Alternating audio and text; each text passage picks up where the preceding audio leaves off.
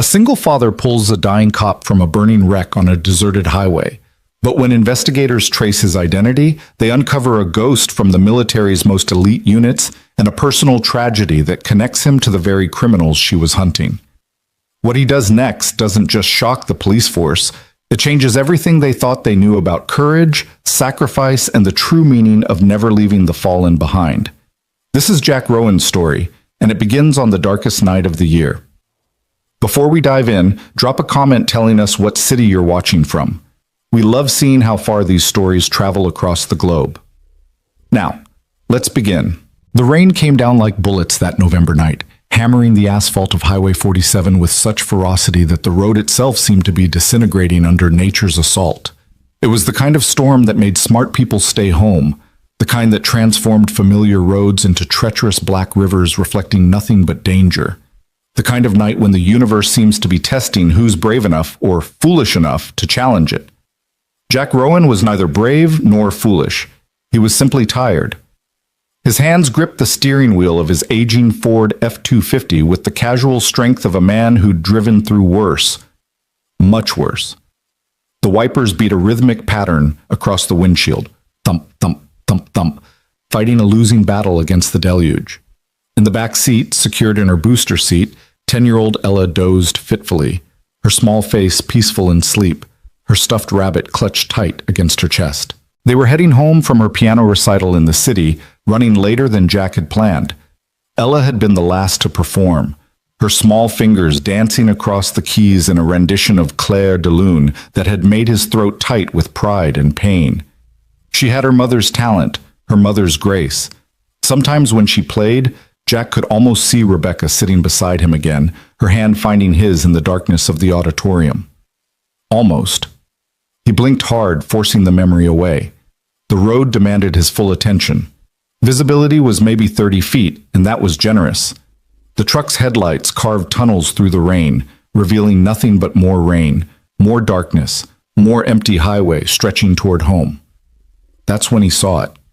At first, Jack thought it was a trick of the light, a reflection in the rain-slicked road.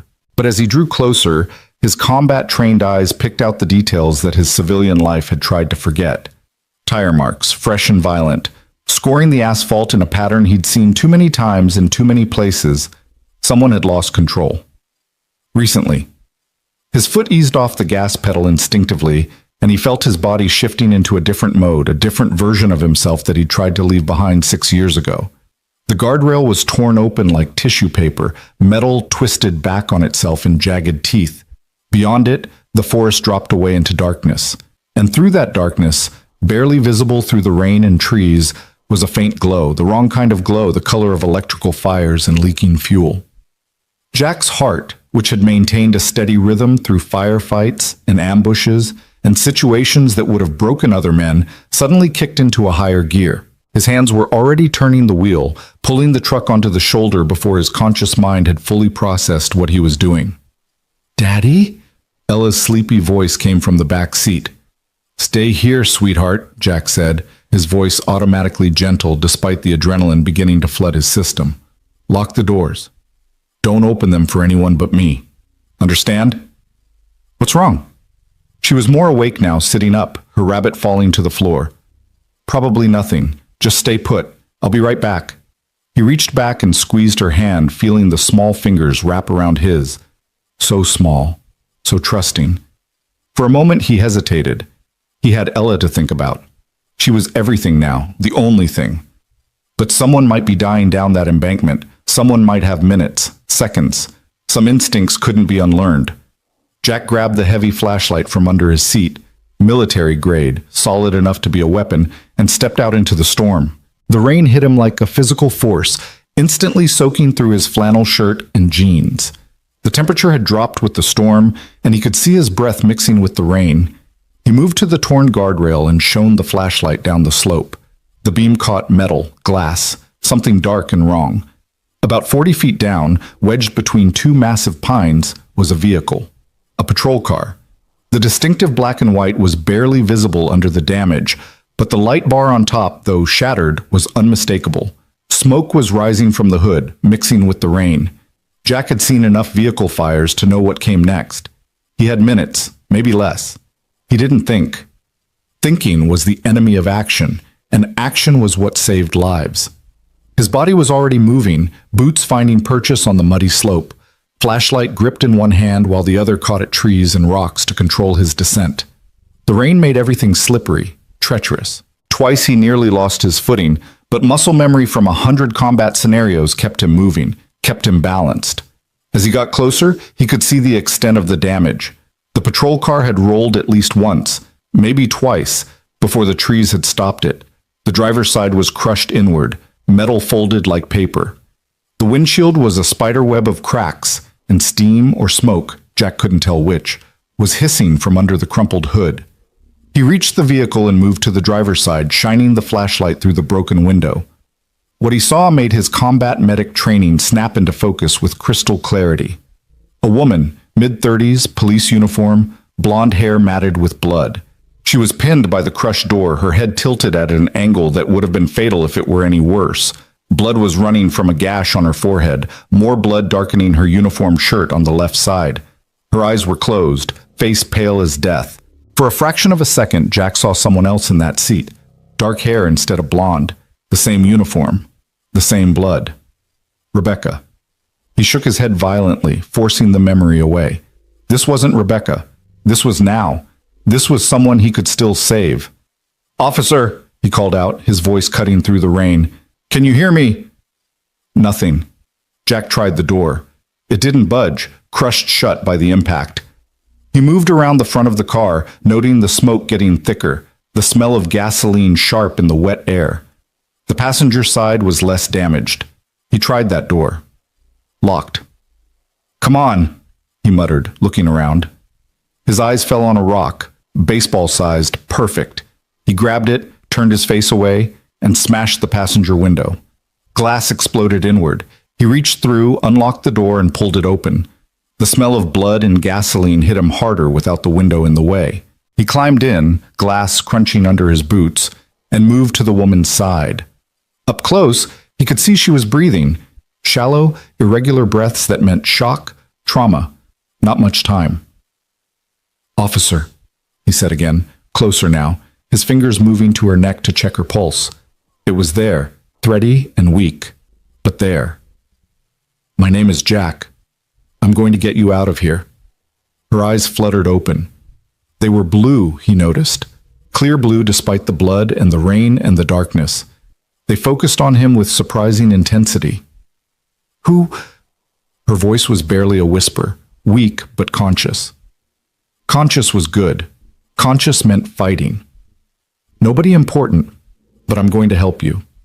Can you tell me your name?" "Sarah. Officer Sarah Miles." Each word seemed to cost her. "Badge, 2247. "Okay, Sarah. I need you to stay with me. Can you do that?" She tried to nod, winced. "Hurts." "I know.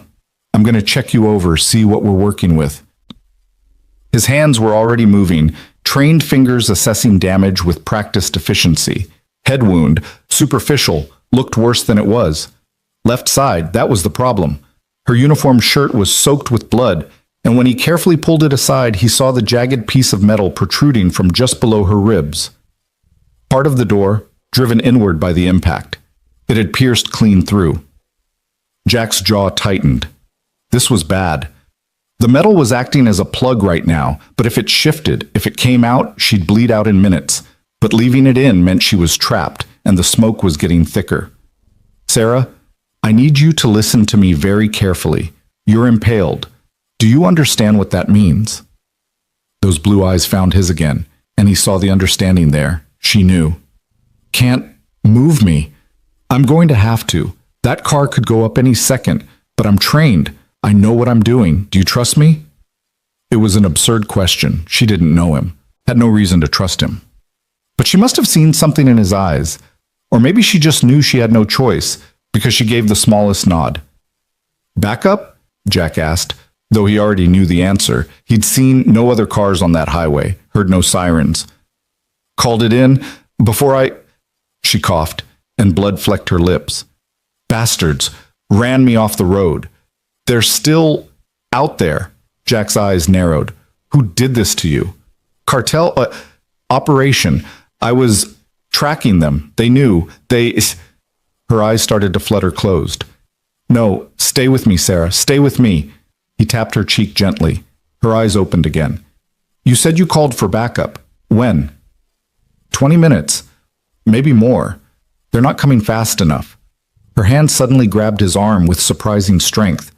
They wanted me dead. You need to get out of here. Not without you.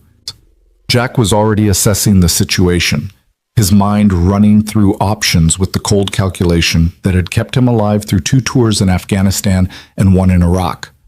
The metal shard was maybe 3 inches wide, curved like a hook. It was through her side, probably missed the kidney but might have clipped the liver. Moving her would be agony. Removing the metal would likely kill her, but staying here would definitely kill her. The smoke was definitely thicker now, and underneath the rain, Jack heard a new sound, a soft whooshing that meant fire, feeding on gasoline fumes. They had 2 minutes, maybe 3. He looked at Sarah. This is going to hurt, badly. You might pass out. That's actually better. But I need you to know I'm not leaving you here. Whatever happens, I'm getting you out, okay? She nodded, and he saw her steeling herself. Cop courage. He'd seen it before, in Rebecca. That thing inside good cops that wouldn't quit, wouldn't surrender, no matter how bad things got. Jack moved with swift precision. From his back pocket, he pulled out a multi-tool. A good one, military issue that he'd carried for 15 years. He also grabbed the small first aid kit he always kept in his truck, had run back up the slope to get it while talking to Sarah, moving on autopilot. I'm going to cut your shirt away, get a better look. Then I'm going to stabilize that metal as best I can. You with me? Do it! He cut the uniform shirt away, revealing the wound in full. It was worse than he'd thought. The metal had gone in at an angle, and there was already significant bleeding around the entry point. He had to stabilize it before moving her, or the jostling would tear her open from the inside. Working quickly, Jack used gauze from the first aid kit, packing it around the metal shard, creating a buffer. Then he took his belt off. Good leather, strong, and carefully wound it around her torso, under her arms, securing the metal in place. It wasn't perfect, wouldn't hold for long, but it might give her a chance. Sarah was breathing hard, each breath a struggle. You're military. Was. He didn't elaborate. Okay, here's the hard part. I need to get you out of this seat. The door's crushed, so we're going out the passenger side. I'm going to support you, keep that metal as stable as possible, but it's going to move. You're going to feel it. I need you to not fight me, no matter how bad it gets. Can you do that? No choice. That's the spirit. He almost smiled. Almost. On 3. 1, 2. He didn't say 3. Old combat trick. People tensed up on 3, made things harder. Instead, on 2, he moved, one arm sliding under her shoulders, the other supporting her lower back, lifting her as gently as combat speed allowed. Sarah screamed. It was a raw, primal sound that cut through the rain and the storm. Her body went rigid with pain, and Jack felt her consciousness wavering. He kept moving, pulling her across the center console, easing her through the passenger door. The smoke was thick now, black and oily. He could feel heat from the front of the car. They were out of time. With Sarah half-conscious in his arms, Jack started back up the slope. She was a solid weight, maybe 140, most of it muscle, but he'd carried wounded soldiers through worse terrain under enemy fire. This was just a muddy slope in the rain. He'd done this 100 times, except those soldiers hadn't been bleeding from their sides, hadn't been dying in his arms. Halfway up the slope, he heard it, a soft whump that he knew too well. The fire had found something it liked, something that burned hot and fast. He didn't look back, just kept moving, boots digging into mud, free hand grabbing at trees Sarah held tight against his chest. Stay with me, he said, as much to himself as to her. Almost there. Just stay with me. Sarah's eyes were closed now, her breathing shallow. Blood was seeping through the makeshift bandage, soaking into his shirt. He could feel her life slipping away with each drop, could feel the clock ticking down. 15 feet from the top, the patrol car exploded. The sound was enormous, a violent crack that echoed through the forest. Heat washed over them, and the world lit up orange and red. The pressure wave hit Jack in the back, nearly knocked him forward. He grabbed a tree with his free hand, held on, sheltered Sarah's body with his own. Debris rained down around them, metal, glass, burning pieces of tire. Something hit Jack's shoulder, sharp and hot. He ignored it, kept moving. Almost there. His truck appeared through the rain, headlights still on, Ella's face pressed against the back window, eyes wide with terror. Jack reached level ground, stumbled to the truck, and carefully laid Sarah on the ground beside the rear door. He yanked the door open. Ella, I need you to climb into the front seat right now. Quick, sweetheart. Daddy, you're bleeding. I know, front seat, now. She scrambled forward, clutching her rabbit. Jack lifted Sarah as gently as he could, placed her across the back seat. She was completely unconscious now, face gray in the dome light. He pressed his hand against the wound, applying pressure. So much blood. Too much blood. He grabbed his phone, dialed 911 with blood-slick fingers. 911, what's your emergency?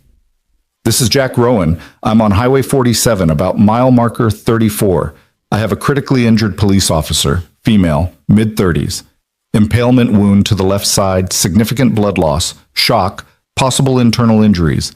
She needs immediate medevac. Sir, what's your... I'm a former Army combat medic. She called for backup 20 minutes ago, but it's not here yet. Her patrol car just exploded. She has minutes, maybe less. You need to get a helicopter in the air now. The dispatcher's tone changed, became sharper, more focused. Stay on the line, sir. I'm routing this to emergency services. Can you tell me the officer's name? Officer Sarah Miles, badge 2247. She said she was rammed off the road by cartel members. A pause. Sir, maintain pressure on the wound. Help is en route. Helicopter is 7 minutes out. Is the scene secure? Jack looked around at the darkness, the rain, the burning wreckage below. Somewhere out there, the people who'd run Sarah off the road might still be watching. Scene is not secure, but we're not moving her again. She wouldn't survive it. Understood. Stay with her. That's the plan. Jack set the phone down, kept pressure on Sarah's wound. With his free hand, he reached forward and squeezed Ella's shoulder. She turned to look at him, and in the dim light, he saw tears on her face. It's okay, baby. She's going to be okay. You promise? Jack looked down at Sarah's pale face, at the blood still flowing despite the pressure. He thought of all the soldiers he'd tried to save, the ones who'd made it and the ones who hadn't. He thought of Rebecca, bleeding out in an alley while he'd been overseas, unable to save her. I promise I'm going to do everything I can. The minutes crawled by like hours. Jack maintained pressure, monitored Sarah's breathing, kept checking her pulse. Weak, but still there. Still fighting. Come on, Sarah, he murmured. Don't quit on me now. You're tougher than this. I've seen you cops. You're all tougher than this. Stay with me. Ella was crying softly in the front seat. Is she going to die like Mommy? The question hit Jack like a physical blow. No, sweetheart. I'm not going to let that happen. You couldn't save Mommy. I wasn't there for Mommy. But I'm here now. I'm here. In the distance, finally, he heard it. Sirens, multiple vehicles approaching fast. Then another sound. The distinctive whump, whump, whump of helicopter rotors cutting through the storm. Lights appeared on the highway, red and blue, painting the rain in colors of emergency. 3 patrol cars, an ambulance, all screeching to a halt behind Jack's truck. Officers poured out, hands on weapons until they saw Jack kneeling beside Sarah, covered in blood. Federal agent, one of them shouted, step away from the officer. I'm the one who called 911, Jack said, not moving, maintaining pressure. She's got an impalement wound, left side, significant blood loss. I've stabilized the metal, but it needs to come out in surgery. She's B negative if you need blood. How do you know? Because I'm a combat medic, and I know my blood types. Get your paramedics over here now. She's running out of time. The officer must have recognized command voice when he heard it, because he immediately waved the ambulance forward. 2 paramedics jumped out, running toward them with equipment. The helicopter was overhead now, searchlight cutting through the rain, looking for a place to land. The paramedics reached Sarah, and Jack smoothly handed over to them, backing away to give them room. Impalement wound, lower left quadrant, he reported, slipping into medical shorthand. Metal stabilized with packing and compression. BP was 90/60 10 minutes ago. Pulse is 120, thready. Breathing shallow, possible pneumothorax on the left. She's been unconscious for approximately 8 minutes. Lost consciousness due to shock and pain, not head trauma. Head wound is superficial. No neck or spine injuries that I could determine. The lead paramedic looked up at him. You a doctor? Medic, Army, long time ago. Well, you saved her life. This stabilization work is textbook. Maybe better than textbook. He was already starting an IV line, pushing fluids. She should be dead. She's not dead yet. Let's keep it that way. The helicopter found a clearing about 50 yards up the road and set down. The paramedics loaded Sarah onto a stretcher, moving with practiced efficiency. As they carried her past, her eyes flickered open for just a moment. They found Jack through the rain and the chaos. Thank you, she mouthed, no sound. Then she was gone, loaded into the helicopter, lifting off into the storm with a roar of rotors and wind. Jack stood there in the rain, covered in blood, Sarah's blood, and watched the helicopter disappear into the darkness. Around him, the police were securing the scene, talking into radios, taking photos of the destroyed guardrail and the burning wreckage below.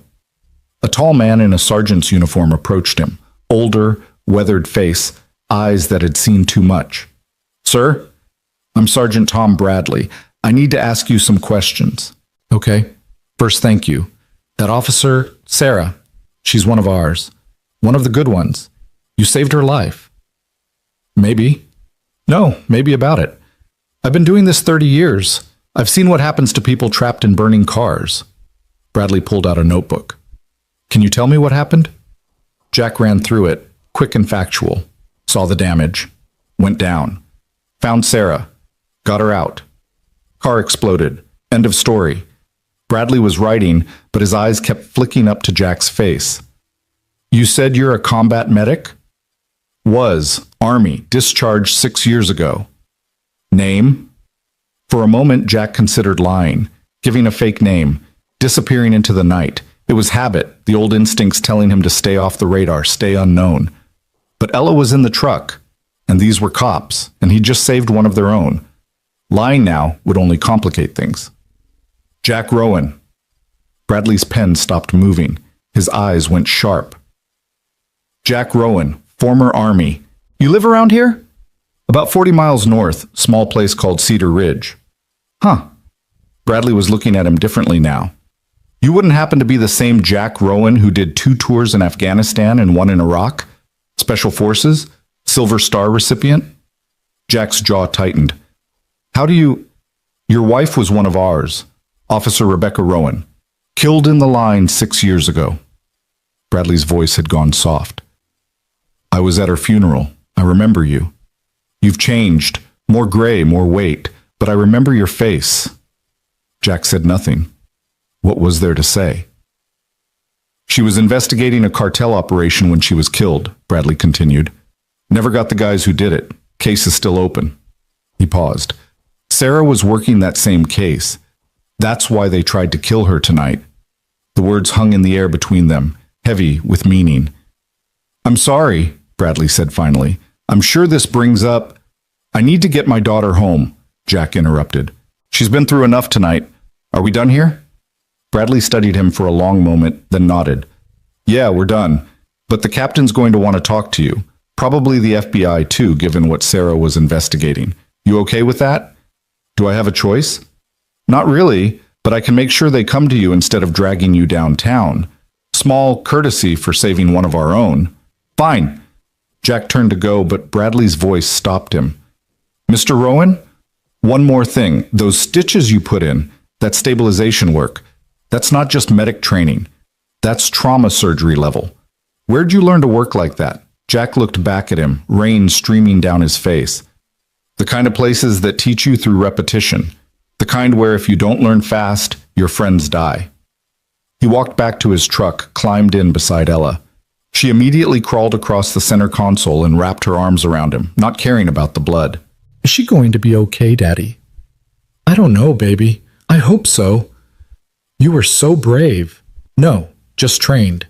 He started the engine, began to pull away from the scene. In the rearview mirror, he could see Bradley still standing in the rain, watching them go. They drove in silence for a while, the storm finally beginning to ease. Ella eventually spoke up, her voice small. "Daddy, that lady, she looked like Mommy, in the uniform." Jack's hands tightened on the wheel. "I know. Is that why you saved her? Because she looked like Mommy?" He thought about that. Thought about the moment he'd seen Sarah in that crushed car, the flash of dark hair that had become blonde, the uniform that had carried him back 6 years to the worst night of his life. "No," he said finally. "I saved her because it was the right thing to do, because she needed help and I could give it, because that's what we do. We help people when they need it. Like Mommy used to do." "Yeah, like Mommy used to do." They reached home 20 minutes later, a small house at the end of a gravel road surrounded by pine trees, deliberately isolated from the world. Jack had bought it after Rebecca's death, needing distance from the city, from the memories, from the life they'd planned together.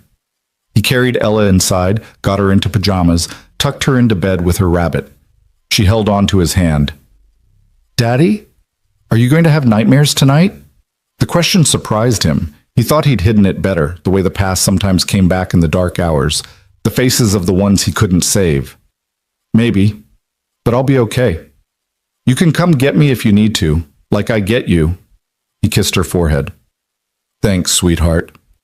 I love you." "Love you too, Daddy."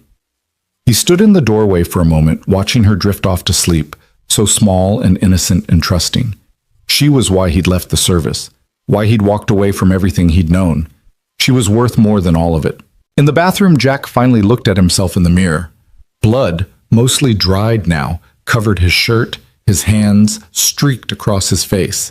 His shoulder, where the debris had hit him, was bruised and cut, but nothing serious.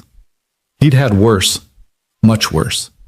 He stripped off his clothes, threw them in the trash, they were beyond saving, and stood under the shower, letting the hot water wash away the blood. It swirled down the drain, pink and then clear, but he could still feel it on his hands. Could still feel Sarah's life pulsing out between his fingers. She should be dead. By every metric, every calculation, she should have bled out before the helicopter arrived. The fact that she was even alive to load into that bird was a minor miracle. Or good medicine. Or both. Jack dried off, put on clean clothes, and walked to his home office. It was supposed to be a spare bedroom, but he'd never used it for that. Instead, it held his desk, his computer, and on the walls, his past. Medals in frames, commendations, photos of his unit, men and women who'd served with him, some still alive, some not. And there, in the place of honor above his desk, Rebecca's photo from her academy graduation. Beautiful, strong, smiling like she could take on the world.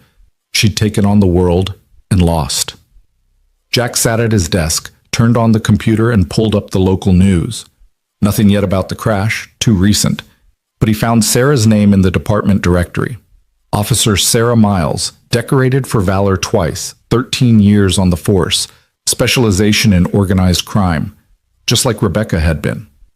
He pulled up Rebecca's old case files, the ones he'd kept, the ones the department had officially closed but he'd never let go. Cartel operation, drugs, and weapons flowing through the state. Rebecca had been investigating a specific cell, had gotten close to identifying the leaders. Too close. They'd ambushed her responding to a fake call, shot her 3 times, and left her to die in an alley.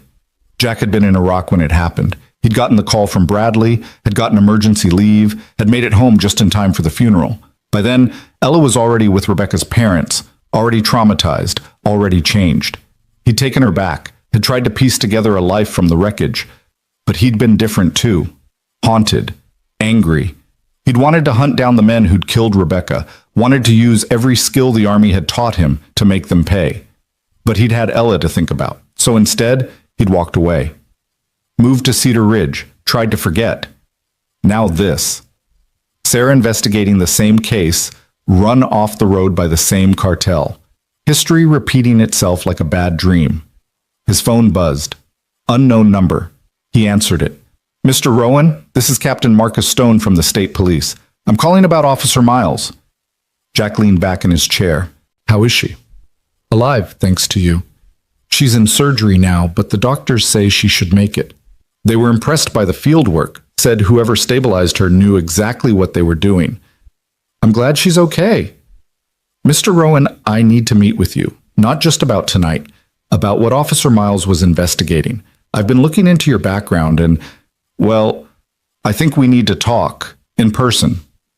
Captain, I saved a cop's life. That doesn't make me part of your investigation. No, but your wife was killed by the same people who tried to kill Officer Miles. That makes you connected whether you like it or not. Jack closed his eyes. I have a daughter to think about. I understand, and I respect that. But these people, they don't stop. They'll keep coming. And the next cop they try to kill might not be lucky enough to have someone like you around to save them. Stone paused. I'm not asking you to put on a uniform. I'm asking you to help us finish what your wife started. Don't you want that? Did he? Jack looked up at Rebecca's photo, at her smile, at the life and light in her eyes that had been extinguished by men who dealt in death. I'll think about it, he said finally. That's all I ask. I'll call you tomorrow. Thank you again, Mr. Rowan. You did good work tonight. The line went dead. Jack sat there in the darkness, staring at Rebecca's picture, thinking about Sarah bleeding out in his arms, thinking about Ella asleep down the hall, thinking about the life he'd tried to build away from all of this. But some things, he was beginning to realize, you couldn't just walk away from. Some debts demanded payment. Some battles weren't finished just because you wanted them to be. He stood up, walked to Ella's room, and looked in on her. Still sleeping, peaceful, and safe. That was what mattered, keeping her that way. Whatever Captain Stone wanted, whatever happened next, that was the bottom line. Ella's safety, her future, her chance at a life that wasn't marked by violence and loss. But as Jack returned to his office and stared at the blank screen of his computer, he couldn't shake the image of Sarah's blue eyes looking up at him through the rain, couldn't forget the feeling of her life balanced in his hands, couldn't ignore the voice in the back of his head that sounded suspiciously like Rebecca, asking him if he was really going to let her killers win. Outside, the storm had passed, leaving only the steady drip of water from the eaves and the occasional rumble of distant thunder. The world was dark and quiet and still. But Jack Rowan, former Special Forces combat medic, widower, father, and reluctant hero, knew that the storm was just beginning. The call came 3 days later, just as Jack was walking Ella to the school bus stop. His phone vibrated in his pocket, and when he pulled it out, he saw Captain Marcus Stone's name on the screen. He'd been expecting it, dreading it, knowing it was coming, but hoping somehow it wouldn't. Mr. Rowan, it's Captain Stone. I hope I'm not calling too early. Jack watched Ella climb onto the bus, her backpack nearly as big as she was. She turned and waved at him through the window, and he waved back, forcing a smile. It's fine. What can I do for you, Captain? Officer Miles is out of surgery and stable. She's asking to see you. Would you be willing to come to the hospital? Jack felt something tighten in his chest. He'd been trying not to think about Sarah, trying to push that night back into the dark corners where he kept all the other things he didn't want to remember. Captain, I'm glad she's okay, but I don't see what good... She remembers everything, Mr. Rowan, every detail. She wants to thank you personally. Stone paused. And I need to talk to you about something else. Something important. Please, 1 hour of your time. Jack looked up the empty road where the bus had disappeared, carrying Ella to school, to safety, to a normal life. Then he looked down at his hands, the same hands that had held Sarah's life 3 nights ago. Where and when? County General, room 407? Noon work for you? I'll be there. The drive to County General took 45 minutes through winding mountain roads that were still wet from recent storms. Jack spent the time trying to prepare himself, trying to figure out what he'd say to Sarah, what he'd say to Stone, but every scenario he ran through his head felt wrong, inadequate. The truth was, he didn't want to be involved, didn't want to be pulled back into that world of violence and investigation and hunting bad men. He'd done his time, paid his dues, lost enough. But he also couldn't forget the weight of Sarah in his arms, the desperate urgency of keeping her alive, the feeling, for the first time in 6 years, that he was doing what he was meant to do. The hospital was a sprawling complex of gray buildings that smelled like antiseptic and cafeteria food.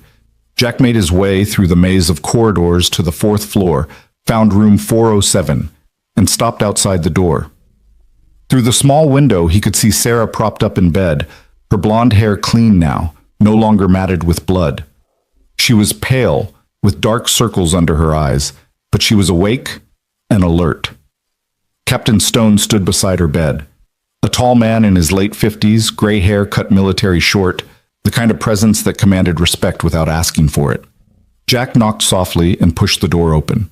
Sarah's head turned toward him, and her face lit up with recognition and something deeper, gratitude mixed with wonder. "You're real," she said, her voice still weak but clear. "Part of me thought I had dreamed you." "I'm real." Jack stepped into the room, suddenly uncomfortable with the intensity of her gaze. "How are you feeling?" "Like someone shoved a piece of metal through my side and then dragged me up a mountain in a thunderstorm." She smiled slightly. "But alive. Very, very alive." Captain Stone extended his hand. "Mr. Rowan, Marcus Stone, thank you for coming." Jack shook it, noting the firm grip, the calluses that spoke of time on the range.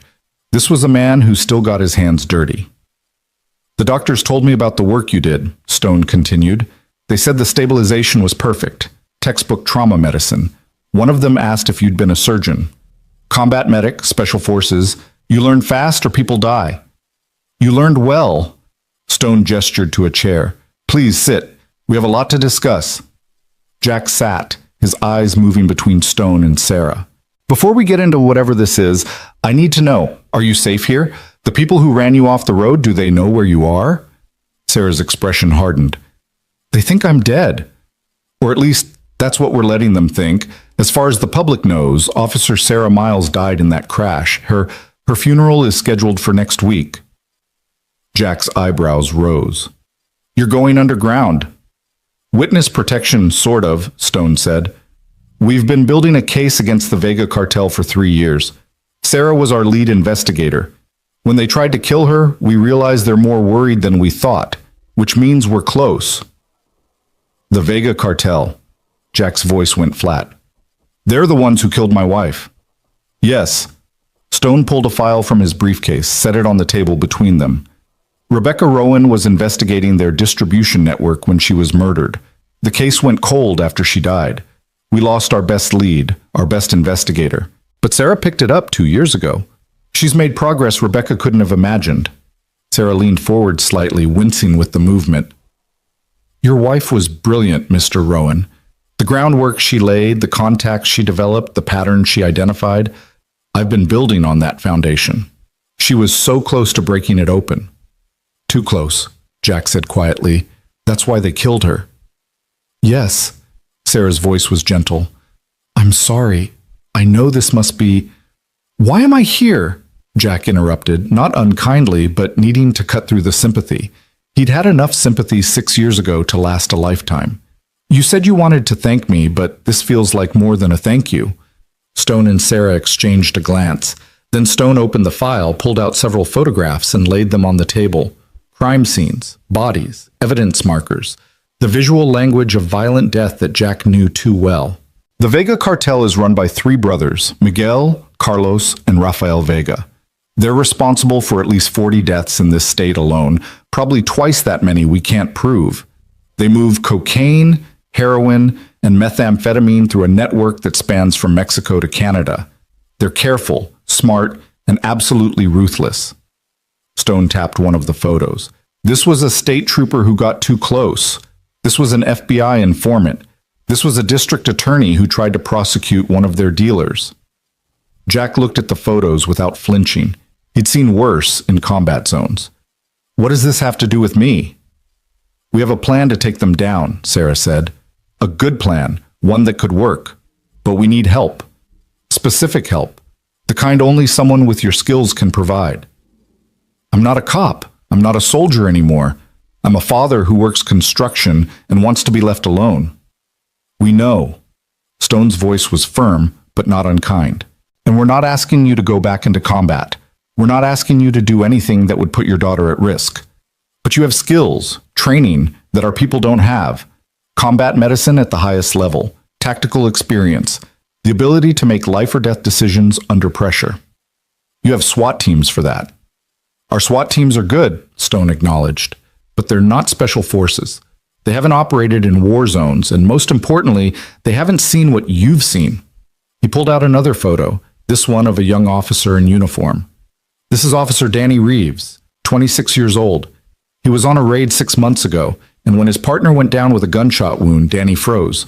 His partner died because Danny didn't know how to stop the bleeding, didn't know what to do. It destroyed him. He's still on desk duty, seeing a therapist.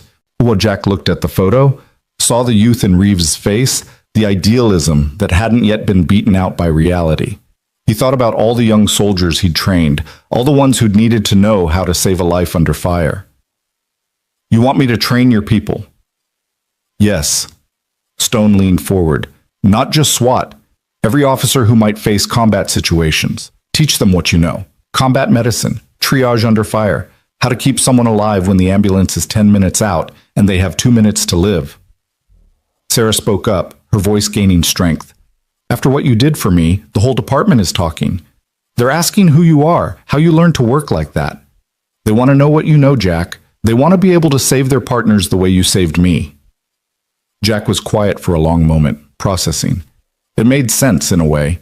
It was a use for his skills that didn't require him to carry a gun or kick down doors. He could teach, could pass on what he'd learned in blood and fire, and maybe, some kid like Danny Reeves wouldn't have to watch his partner die because he didn't know what to do. But there was more here. He could sense it in the way Stone was watching him, in the careful way Sarah was choosing her words. What else? He asked. This is more than training. What aren't you telling me? Stone sat back and a slight smile crossed his face. You're as sharp as your file says you are. He pulled out another document. The truth is, we're planning a major operation against the Vega cartel. Multiple simultaneous raids across 3 states. It's big, complex, and dangerous. We're going to hit their distribution centers, their safe houses, their financial operations, everything at once, so they can't shift resources or warn each other. And we need it to go perfectly. One mistake, one officer down, one piece of bad timing, and the whole operation falls apart. These aren't street dealers we're hitting. These are military-trained cartel enforcers. Some of them are former Mexican special forces. They're armed with military-grade weapons, and they will not hesitate to kill cops. Jack understood now. You want me there. On the raids. Not on the raids, Stone corrected. In tactical support, planning, medical oversight. You'd be in the command center coordinating, making sure our people have the best possible chance of coming home alive. And if something goes wrong, if someone goes down, you'd be there to walk our medics through it.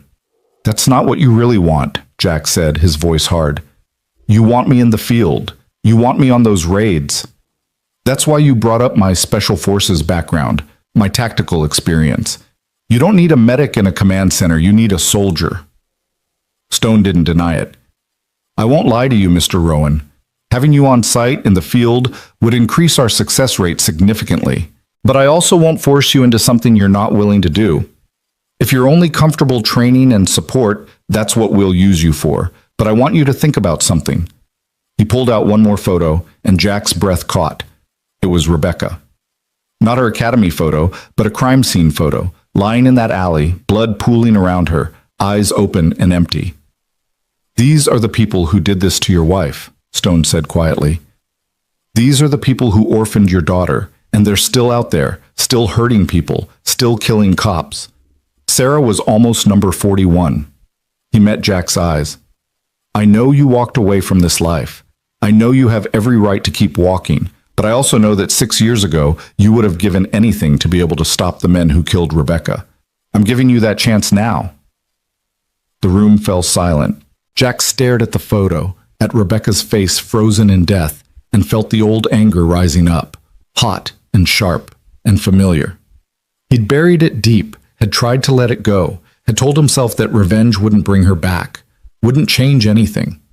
But looking at that photo now, he realized he'd been lying to himself. He'd never let it go. He'd just locked it away. And now Stone was handing him the key. I have a daughter, Jack said, his voice barely above a whisper. She's already lost her mother. I can't risk her losing her father too. I understand. Stone gathered the photos, put them back in the file. That's why this is entirely your choice. No pressure, no guilt. Just an opportunity to use your skills to help people and maybe get some closure on your wife's murder. Sarah shifted in her bed, drawing Jack's attention. For what it's worth, I think you should do it. Not because of revenge, not even because of your wife, but because you're good at this. Saving lives. Teaching others to save lives. The world needs more people like you, Jack. The department needs more people like you. What you did that night, she continued, in the rain, in the dark, with a car about to explode, that wasn't just training. That was instinct. That was someone who's done it so many times, it's part of who they are. You can walk away from the military, you can change jobs, you can move to the middle of nowhere, but you can't walk away from who you are. And you, Jack Rowan, are someone who saves people. Her words hit harder than Stone's photos, harder than the memories of Rebecca. Because Sarah was right. In that moment on the highway, he hadn't thought about Ella or his new life or staying safe. He'd just acted, had fallen back into being the person he'd been trained to be. And it had felt right. Natural. Like coming home after a long exile. I need to think about it, Jack said finally. This isn't a decision I can make in a hospital room. Of course. Stone handed him a card. Take all the time you need. But Jack? The operation is scheduled for 3 weeks from now. If you're going to help, we need to know soon so we can integrate you into the planning. Jack took the card, stood up. He looked at Sarah, really looked at her. I'm glad you're okay, truly. Thank you for saving my life. She held his gaze. I mean that. Thank you for not driving past. Thank you for risking yourself to help a stranger. Thank you for being the kind of person who still cares enough to stop. He nodded, not trusting himself to speak, and left the room. The drive home was a blur. Jack's mind was spinning, processing everything Stone had said, everything Sarah had implied, everything that photo of Rebecca had stirred up inside him.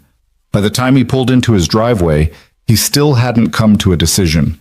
Ella wouldn't be home from school for another 2 hours. The house was quiet, empty, just Jack and his thoughts. He went to his office, sat at his desk, and pulled up the old files again. Rebecca's investigation, the Vega cartel, all the dead ends and false leads that had gone nowhere after she died. His phone rang. Not Stone this time, but a number he didn't recognize. He answered warily. Jack Rowan. Who's asking? My name is Detective Danny Reeves. Captain Stone gave me your number. I hope that's okay. The young officer from the photo. Jack leaned back in his chair. What can I do for you, Detective?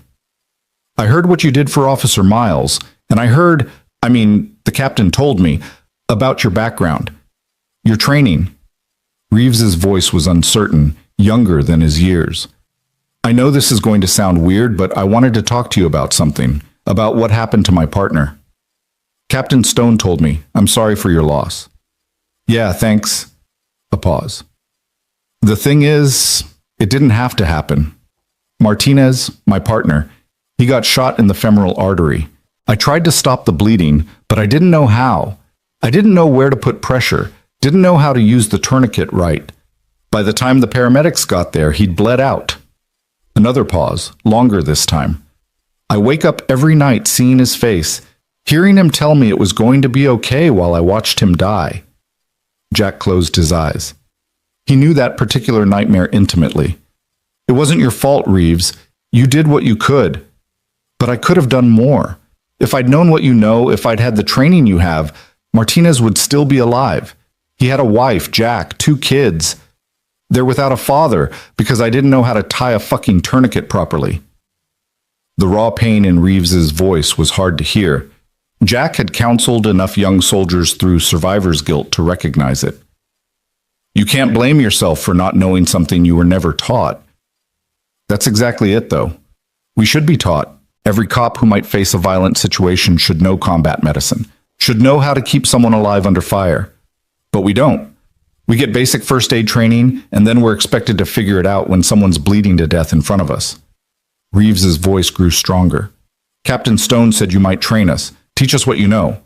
Is that true? He asked. I haven't decided yet. Please. The word came out desperate.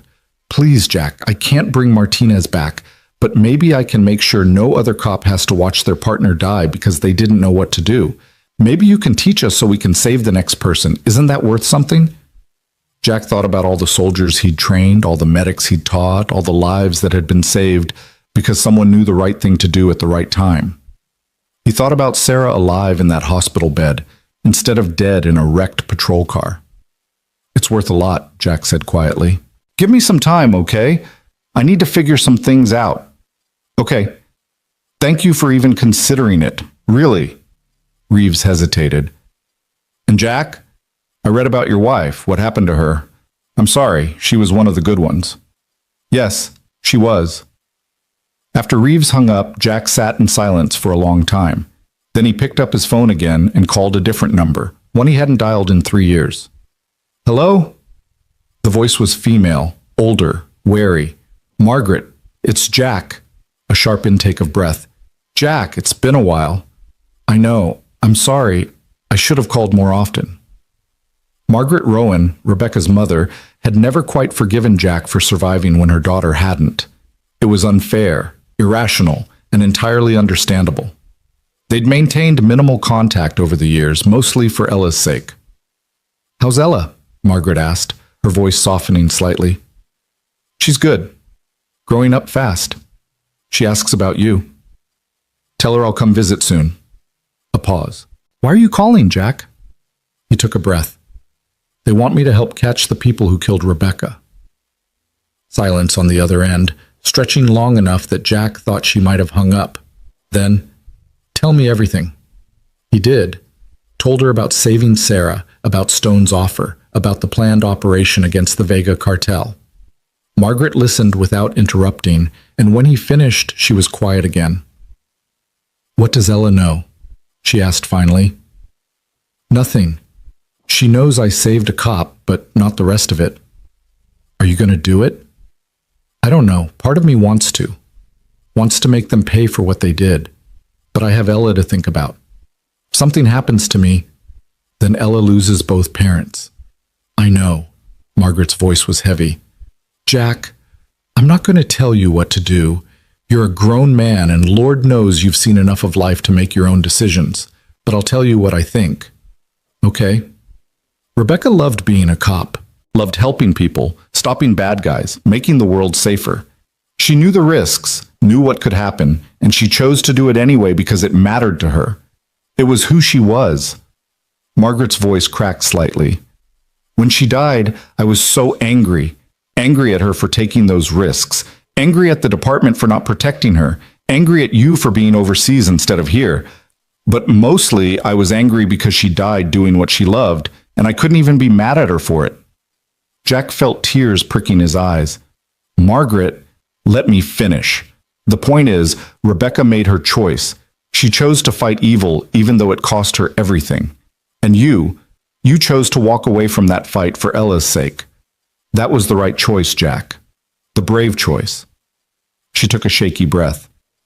But if you're asking my permission to go back, if you're asking whether Rebecca would want you to finish what she started, then yes, I think she would. I think she'd want these bastards caught. I think she'd want other cops to come home safe.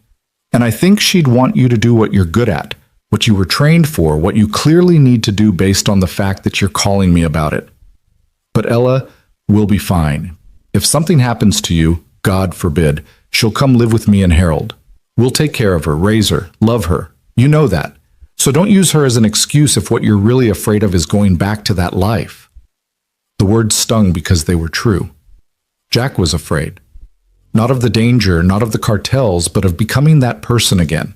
The soldier, the warrior, the man who'd learned to kill as easily as he'd learned to save. What if I can't come back from it? He asked quietly. What if I go back to that world and I can't be Ella's dad anymore, can't be normal? Then you fight to stay normal. You remember why you're doing it, for Rebecca, for Ella, for all the cops who need what you can teach them. You do the job, and then you come home. Margaret's voice was firm now. Rebecca managed it. She was a cop and a wife and a mother. You can do this and still be a good father. I believe that. Thank you, Jack whispered. Be safe, Jack. and bring those sons of bitches to justice. The line went dead. Jack sat there holding the phone, feeling something shift inside him, a decision crystallizing, taking form, becoming real. He picked up Captain Stone's card and dialed the number. Stone answered on the second ring. "Rowan." "I'll do it," Jack said. "I'll train your people. I'll help with the operation, but I have conditions." "Name them." "First, nothing I do can put Ella at risk. If there's even a hint that the cartel knows I'm involved, I'm out. Second, I'm not carrying a weapon. I'm support only, medical, tactical planning, training. I'm not a cop, and I'm not going back to being a soldier. Third, when this operation is done, I'm done. No more cases, no more investigations, no consulting. I help you take down the Vega cartel, and then I go back to my life. Understood?" "Understood. Anything else?" Jack thought for a moment. "Yeah, Detective Reeves. I want him in my first training class. He needs this more than anyone." "Done. When can you start?" "Tomorrow. But Captain, I want to be clear about something. I'm doing this for Rebecca, for Sarah, for all the cops who might not come home if they don't have the skills to save themselves or their partners. I'm not doing it for revenge." "That's exactly why I want you on this team," Stone said. "Revenge makes people sloppy. Justice makes them sharp. Be at the station at 0800. We have a lot of work to do." Jack hung up and sat in his office as the afternoon light faded, thinking about choices and consequences, about duty and family, about the man he'd been and the man he'd tried to become. Somewhere in between those two versions of Jack, Rowan was the person he needed to be now. When Ella came home from school, he made her favorite dinner, spaghetti with meatballs, and listened to her chatter about her day, about her friends, about the art project she was working on. She was so bright, so full of life, so untouched by the darkness that had marked her parents' lives. After dinner, after homework, after she'd brushed her teeth and climbed into bed with her rabbit, Jack sat beside her and took her hand. "Sweetheart, I need to tell you something." She looked up at him with Rebecca's eyes. "What is it, Daddy?" "Remember the police officer I helped? Officer Miles? The one you saved from the burning car?" "Yes. Well, her captain asked me to help teach other police officers what I know, how to save people when they're hurt. It's going to mean I'll be gone some days working with them." Ella's forehead wrinkled. "Like a teacher?" "Exactly like a teacher." "That sounds good. You're really good at helping people." She squeezed his hand. "Will you be safe?" "Yes, baby. I'll be safe. I promise. I'm just teaching, not doing the dangerous stuff." "Okay." She yawned, already half asleep. "Daddy, I'm proud of you.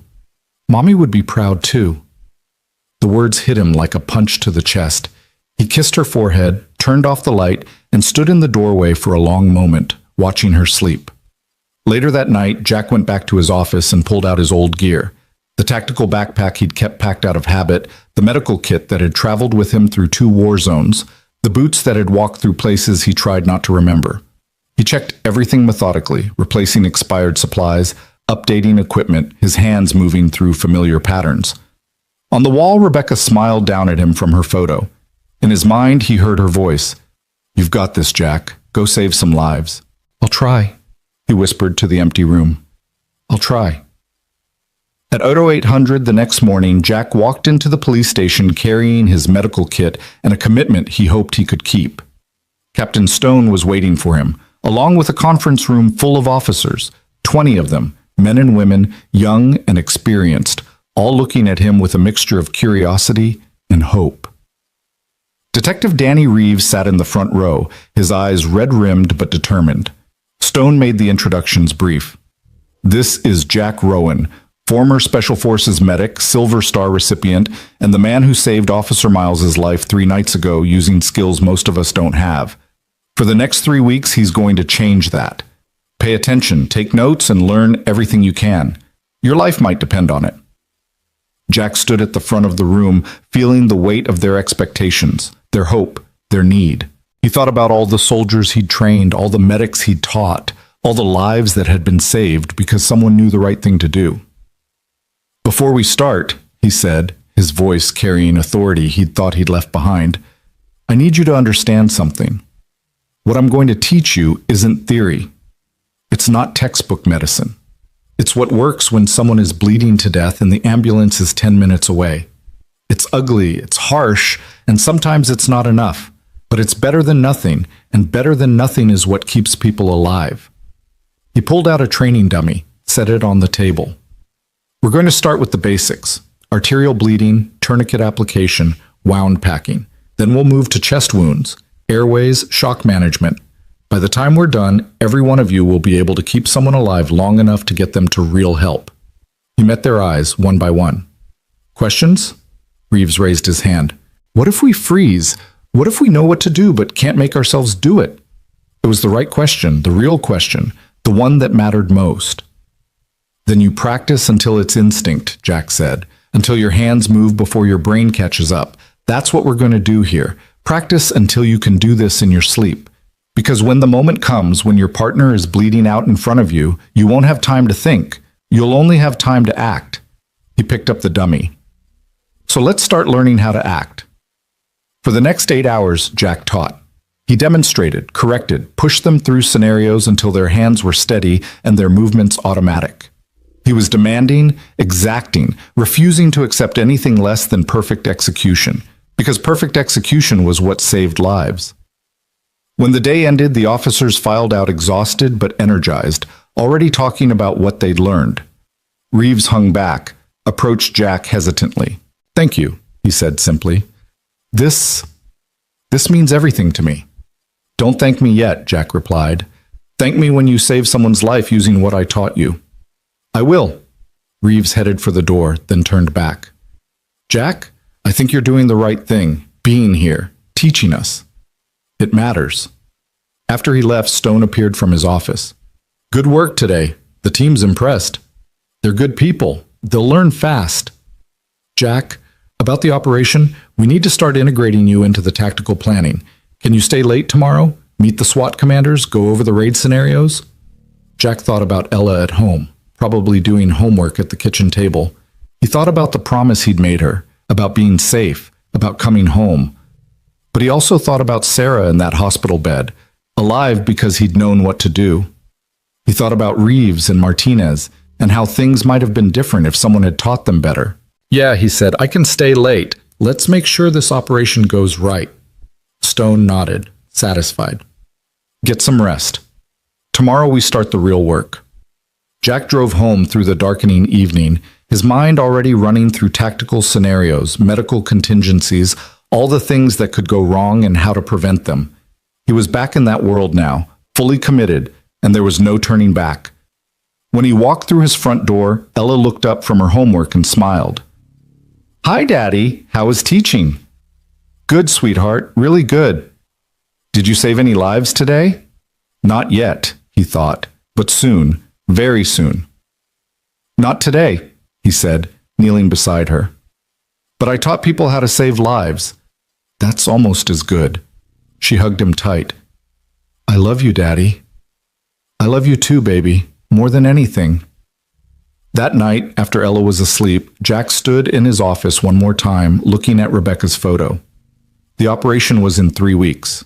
3 weeks to train the officers, plan the raids, prepare for every contingency. 3 weeks until he'd face the people who'd killed his wife. He wasn't looking for revenge. He'd meant what he told Stone, but justice was something worth fighting for. Justice was something Rebecca would have wanted. Jack pulled out his old combat knife, the one he'd carried through too many missions to count, and tested the edge. Still sharp, still ready, just like him. The 3 weeks passed in a blur of training sessions, tactical briefings, and late nights poring over intelligence reports. Jack fell into the rhythm of it like he'd never left. The early mornings, the focused intensity, the constant mental calculation of variables and contingencies. His body remembered what his mind had tried to forget. By the end of the second week, every officer in the department had gone through his combat medicine course. Danny Reeves had been his best student, attacking each lesson with an almost desperate intensity, as if mastering these skills could somehow redeem him for Martinez's death. Jack recognized that drive. He'd seen it in young soldiers who'd lost their first friend in combat, who believed that being better, faster, stronger would protect them from loss. It wouldn't. Loss came regardless. but being prepared helped you survive it. Sarah had been released from the hospital after 10 days, still moving carefully but recovering faster than the doctors had expected. She'd attended every tactical planning session, her insights into the cartel's operations proving invaluable. She and Jack had developed an easy working relationship built on mutual respect and shared experience. She never asked him about Rebecca, and he never asked her about the night she'd almost died. Some things didn't need words. Now, on the morning of the operation, Jack stood in the command center of the state police headquarters, surrounded by monitors showing live feeds from 6 different locations across 3 states. 23 teams were in position, ready to hit the Vega cartel's operations simultaneously.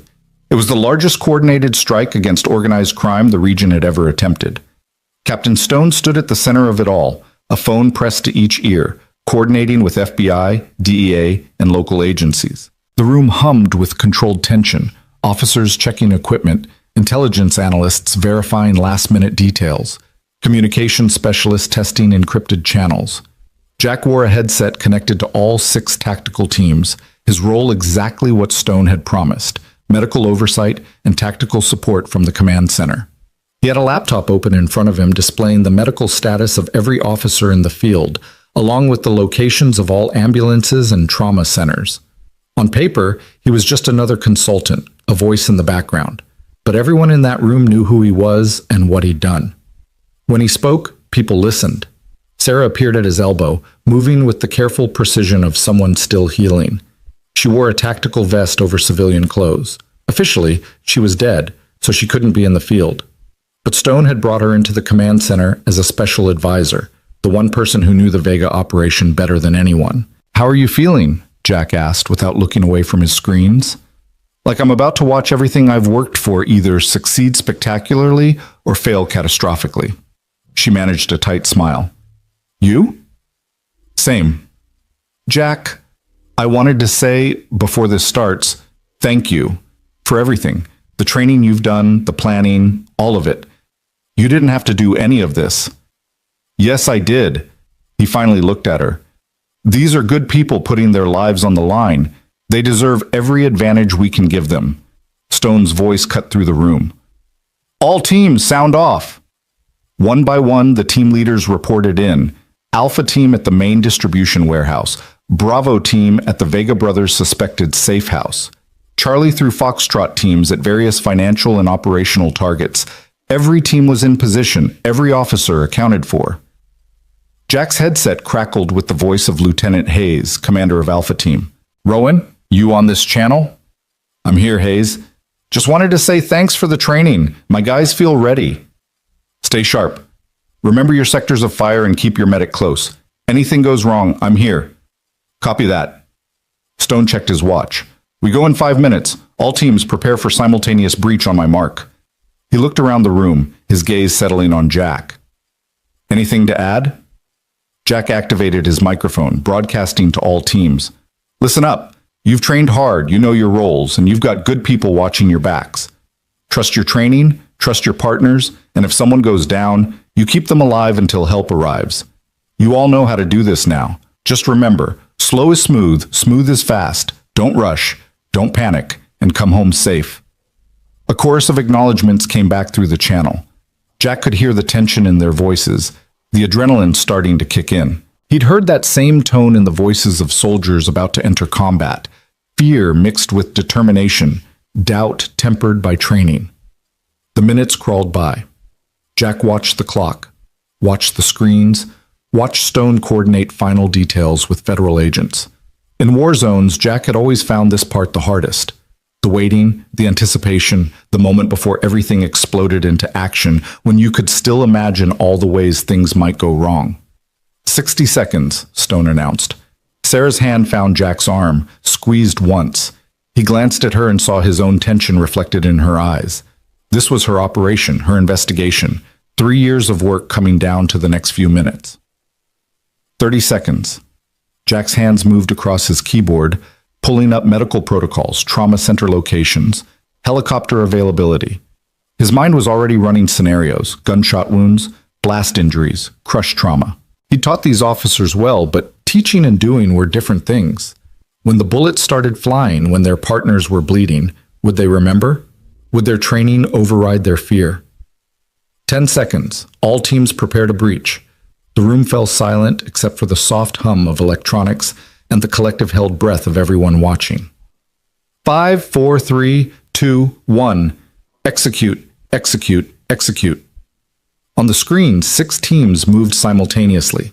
Doors burst open, flashbangs detonated, officers poured into buildings with weapons raised. The carefully choreographed chaos of a tactical raid unfolded across multiple locations at once. Jack's attention split across all the feeds, but he focused primarily on Alpha Team, the main warehouse where the Vega brothers were most likely to be. Lieutenant Hayes' voice came through clear and steady. Alpha Team, we're in. First floor clear. Moving to second level. Bravo Team in position. Safe house appears empty. Checking secondary structures. Charlie Team encountering resistance. Shots fired. Shots fired. Jack's pulse jumped. Charlie Team, report. We're okay. Suspects fired through a door. No officers hit. Returning fire. Hold your fire unless you have clear targets, Stone ordered. We want them alive if possible. The next few minutes were a controlled storm of activity. Teams cleared rooms, secured suspects, called out findings. The coordination was impressive, every team working in sync, every movement calculated. Jack's training had focused on the medical side, but he could see Stone's tactical influence in the way the teams moved, covered each other, maintained discipline under pressure. Then Hayes' voice, sharp with urgency. Alpha Team has contact, multiple armed suspects on the second floor. We're taking fire. The sound of gunshots crackled through the channel. Jack leaned toward his screen, watching the Alpha Team feed. Officers were pinned down behind cover, muzzle flashes visible in the warehouse's dim interior. Hayes, status? Stone demanded. 6 suspects, maybe more. They're dug in behind shipping containers. Military-grade weapons, body armor. This isn't some street gang, Captain. These guys know what they're doing. Jack's mind raced. Military-grade weapons, body armor. Former Mexican special forces, just like the intelligence had suggested. This was the real fight, the one they'd been preparing for. Alpha Team, hold position, Stone ordered. Don't advance until we can get additional support. Negative, Captain. We got them boxed in. If we wait, they might detonate evidence or call for their own backup. We need to push now. Jack could hear the calculation in Hayes' voice, the tactical assessment, the weighing of risks. It was the right call from a military perspective, but these weren't soldiers. They were cops, and some of them were probably scared out of their minds. Hayes, this is Rowan. What's your team's status? All officers accounted for, no injuries so far, but we're burning time. Okay, listen to me. You've got the training, use it. Advance by pairs, covering fire, exactly like we practiced. Keep your medic, that's Thompson, right? Right. Keep Thompson in the center of your formation. Anyone takes a hit, you pull back to him immediately. Don't try to be a hero. Understand? Copy that. Alpha Team, prepare to advance on my mark. Stone shot Jack a look that was equal parts concern and trust. They both knew this was the critical moment. If Alpha Team could take down the Vega brothers without casualties, the whole operation would be a success. If they lost officers, especially if they lost them to poor tactics or preventable injuries, it would taint everything. Jack watched the screen as Alpha Team began their advance. Hayes had divided his 12 officers into 6 pairs, each covering the other as they moved between positions. The suspects continued firing, but their shots were becoming less accurate, more desperate. They were surrounded, and they knew it. Alpha 4, I've got eyes on a secondary exit, one officer reported. Southwest corner, they might be trying to flank us. Alpha 6 covering that position, another voice confirmed. No movement yet. The firefight continued, measured bursts of gunfire echoing through the warehouse. Jack's hands were clenched on the edge of the desk, every muscle in his body tense. This was the part he hated, being on the outside, listening, unable to directly help. In combat zones, he'd been in the thick of it, moving with the teams, treating casualties under fire. Here, he could only wait and hope his training was enough. Suspect down, Hayes reported. One more breaking for that southwest exit. Alpha 6, I see him. He's yours. A short burst of gunfire, then silence. Suspect in custody. He's hit but alive. Thompson, get over here. Jack leaned into his microphone. Thompson, what's the status? Gunshot wound to the shoulder, through and through, bleeding controlled. He'll make it. Thompson's voice was steady, professional. The kid had learned well. Good work. Keep him stable for transport. The raid continued with surgical precision. Alpha Team secured the second floor, found 3 more suspects hiding in an office, took them into custody without additional shots fired. In the basement, they discovered exactly what Sarah had predicted: pallets of cocaine, heroin, and methamphetamine, along with weapons, cash, and financial records. But no Vega brothers. Captain, we've cleared the entire warehouse, Hayes reported. We've got 7 suspects in custody, massive amounts of drugs and evidence, but the primary targets aren't here. Stone's jaw tightened. Bravo team, what's your status at the safe house? Still clear, Captain. If they were here, they're gone now. Across the room, Sarah muttered a curse. Jack understood her frustration. They'd hit the organization hard, but without the brothers themselves, the Vega cartel could rebuild. New leadership, same business.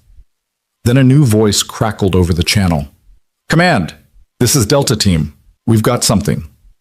Delta Team was at a secondary location, a small office building in the industrial district that intelligence had tagged as a possible financial hub. It was supposed to be a low-priority target, mostly paperwork and accountants. Stone leaned forward.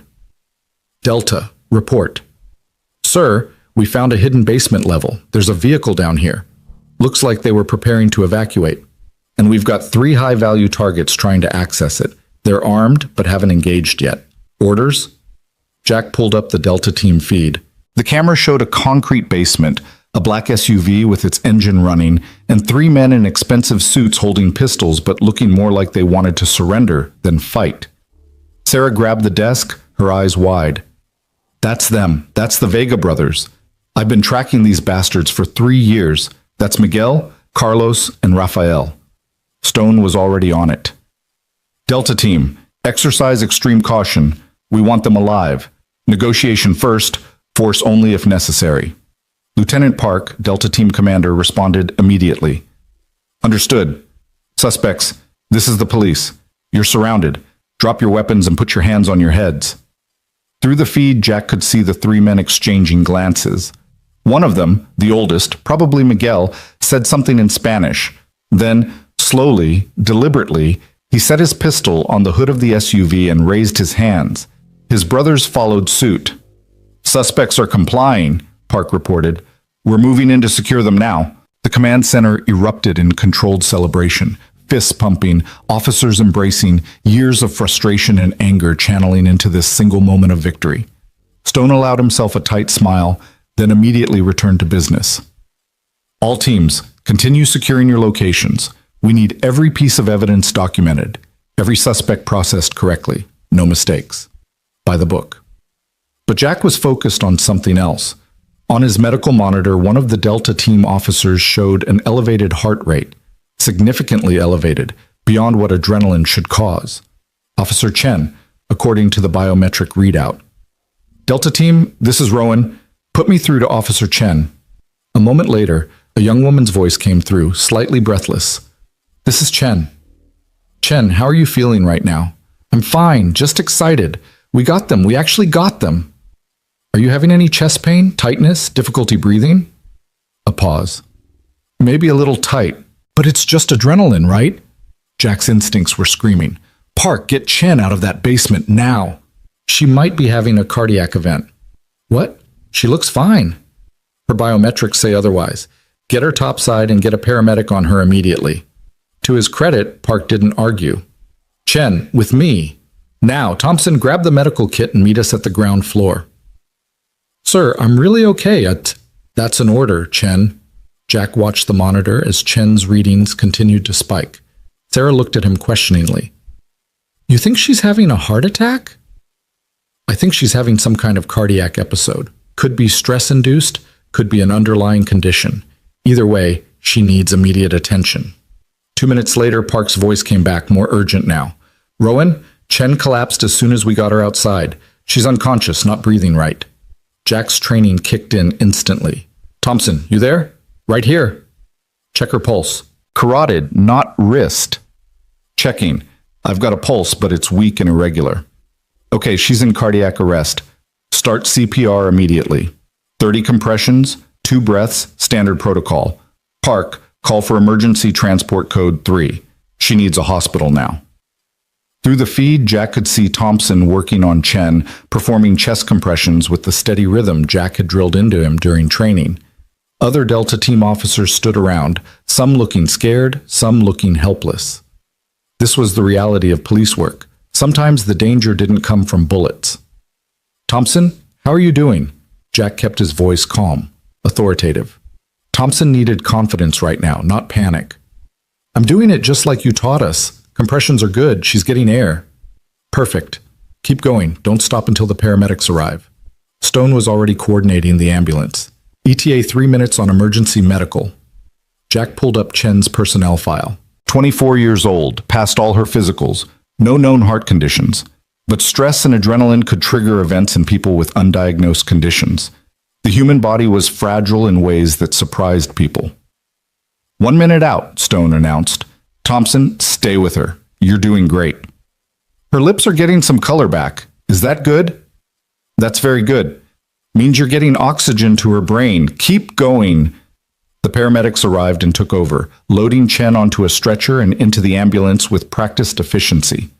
Jack coordinated with the hospital, gave them Chen's information and Thompson's field assessment, ensured they were prepared for her arrival. As the ambulance pulled away, Thompson's voice came through the channel, shaky now that the crisis had passed. Jack, did I do okay? Did I save her? You did perfect, Thompson. Textbook CPR. You gave her every chance. Jack paused.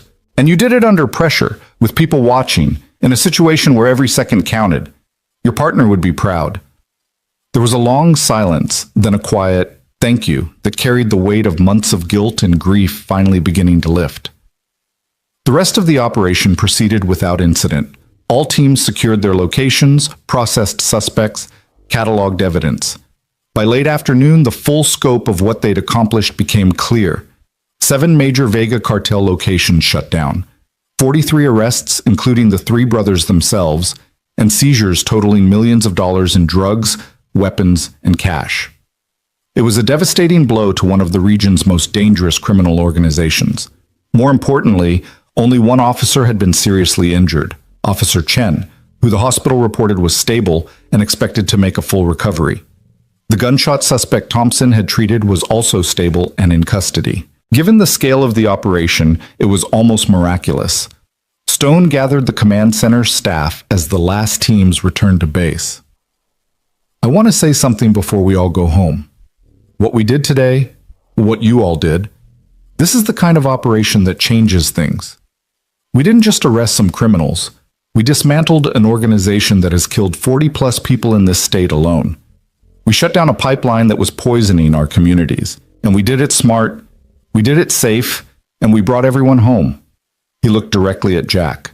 A month ago, Officer Danny Reeves watched his partner die because he didn't know how to stop the bleeding. Today, Officer Thompson saved Officer Chen's life using the skills Jack Rowan taught him. That difference, that's everything.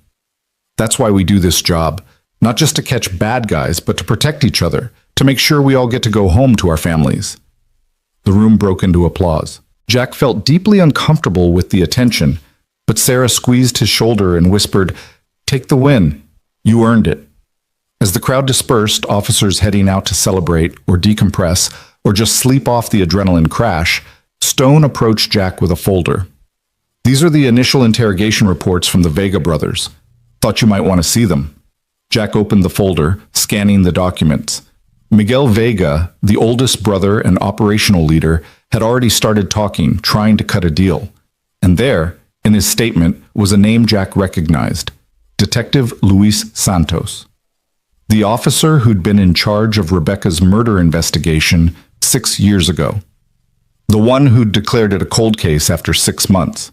According to Miguel, Santos had been on the Vega payroll for 8 years, had fed them information about police investigations, had warned them when undercover operations were planned. And he'd been the one to tell the Vega enforcers that Rebecca was getting close, had provided her patrol route the night she was killed. Jack's hands tightened on the folder. "Does Santos know we have this information?"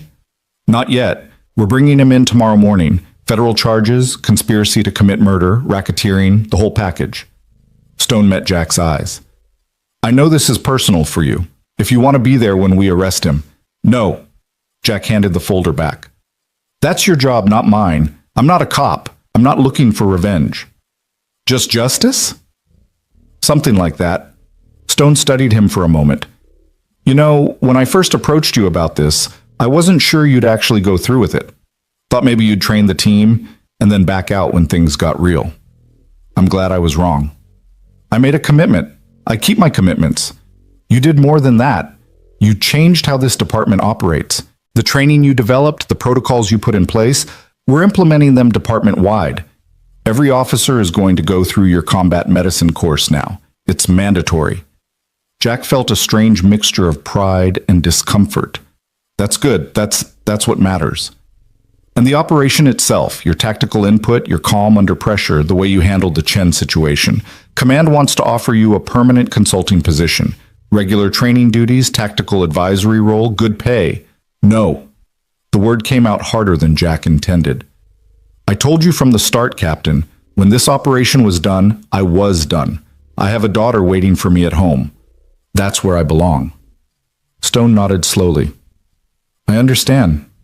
Can't say I'm not disappointed, but I respect it. He extended his hand. Thank you, Jack, for everything.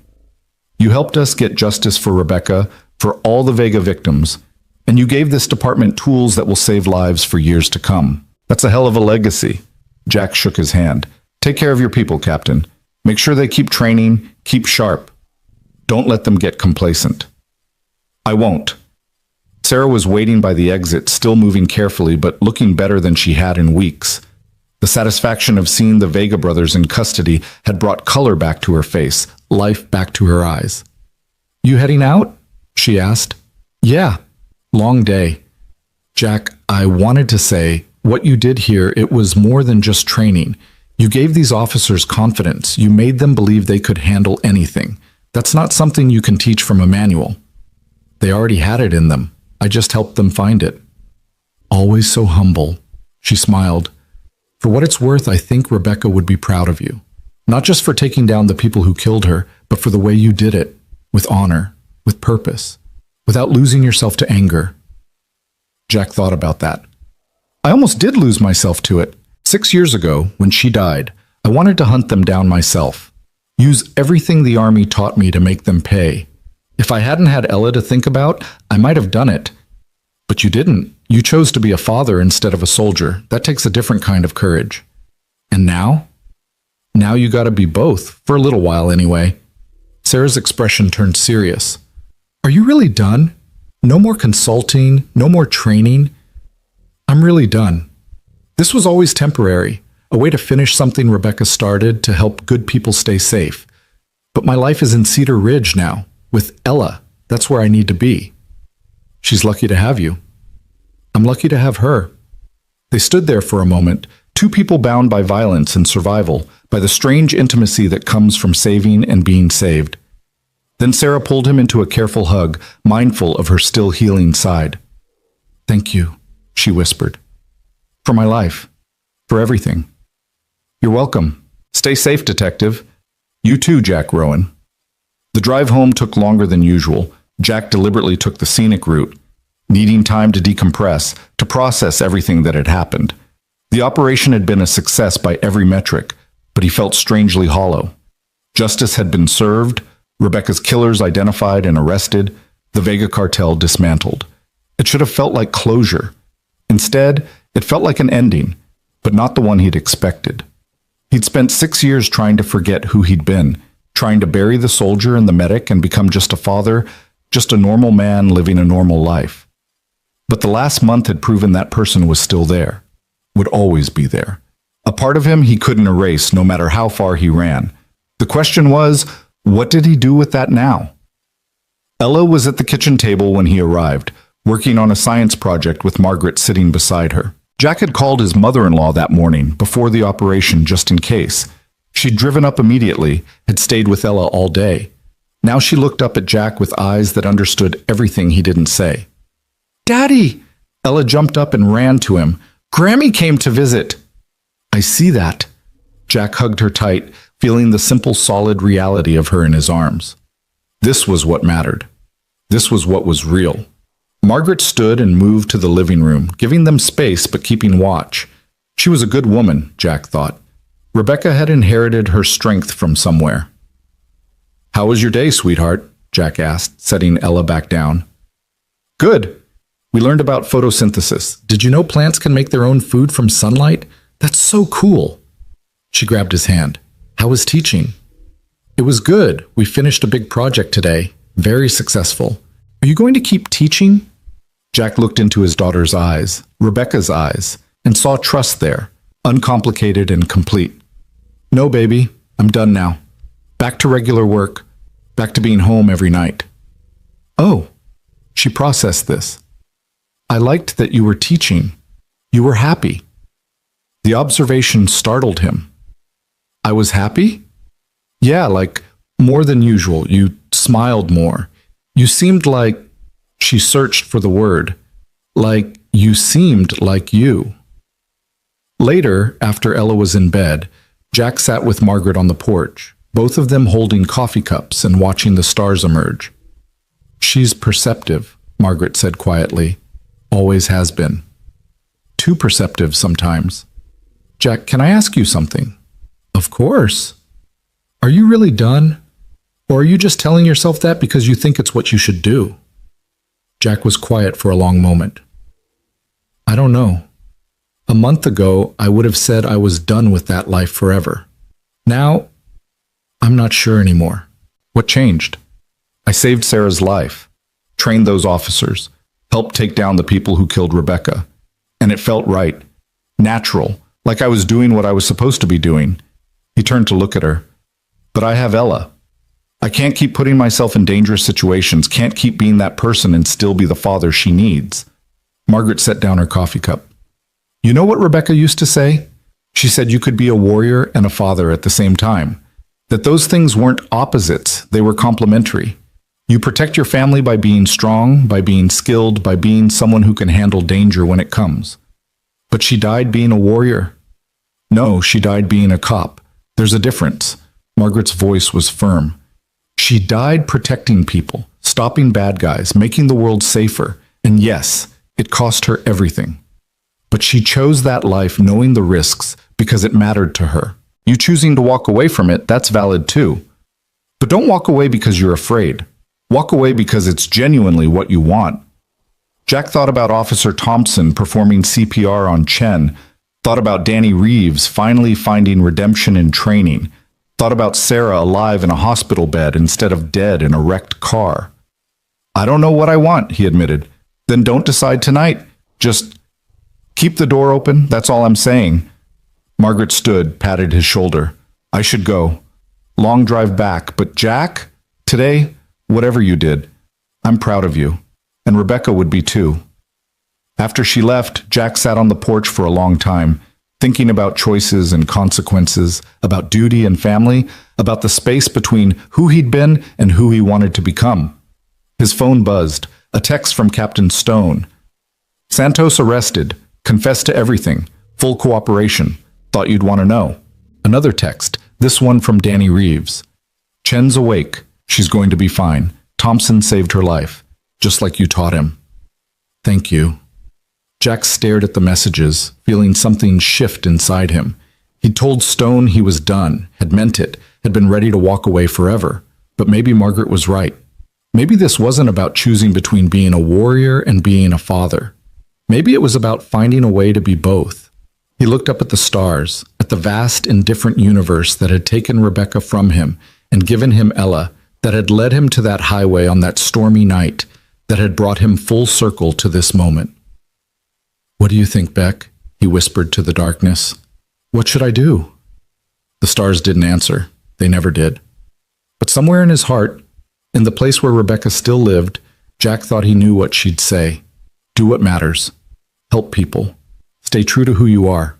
He stood up, went inside, and looked in on Ella one more time. She was sleeping peacefully, clutching her rabbit, safe and loved and protected. Whatever he decided, whatever came next, She would always be his priority, always be his reason. But maybe, just maybe, there was room in his life for more than one purpose. Room to be a father and a teacher, a protector and a healer, a man who'd learned to save lives and wanted to keep doing it. He returned to his office and opened his laptop, pulled up a blank document, started writing. Combat Medicine Training Protocol for Law Enforcement, Advanced Course Curriculum. The words flowed easily, naturally.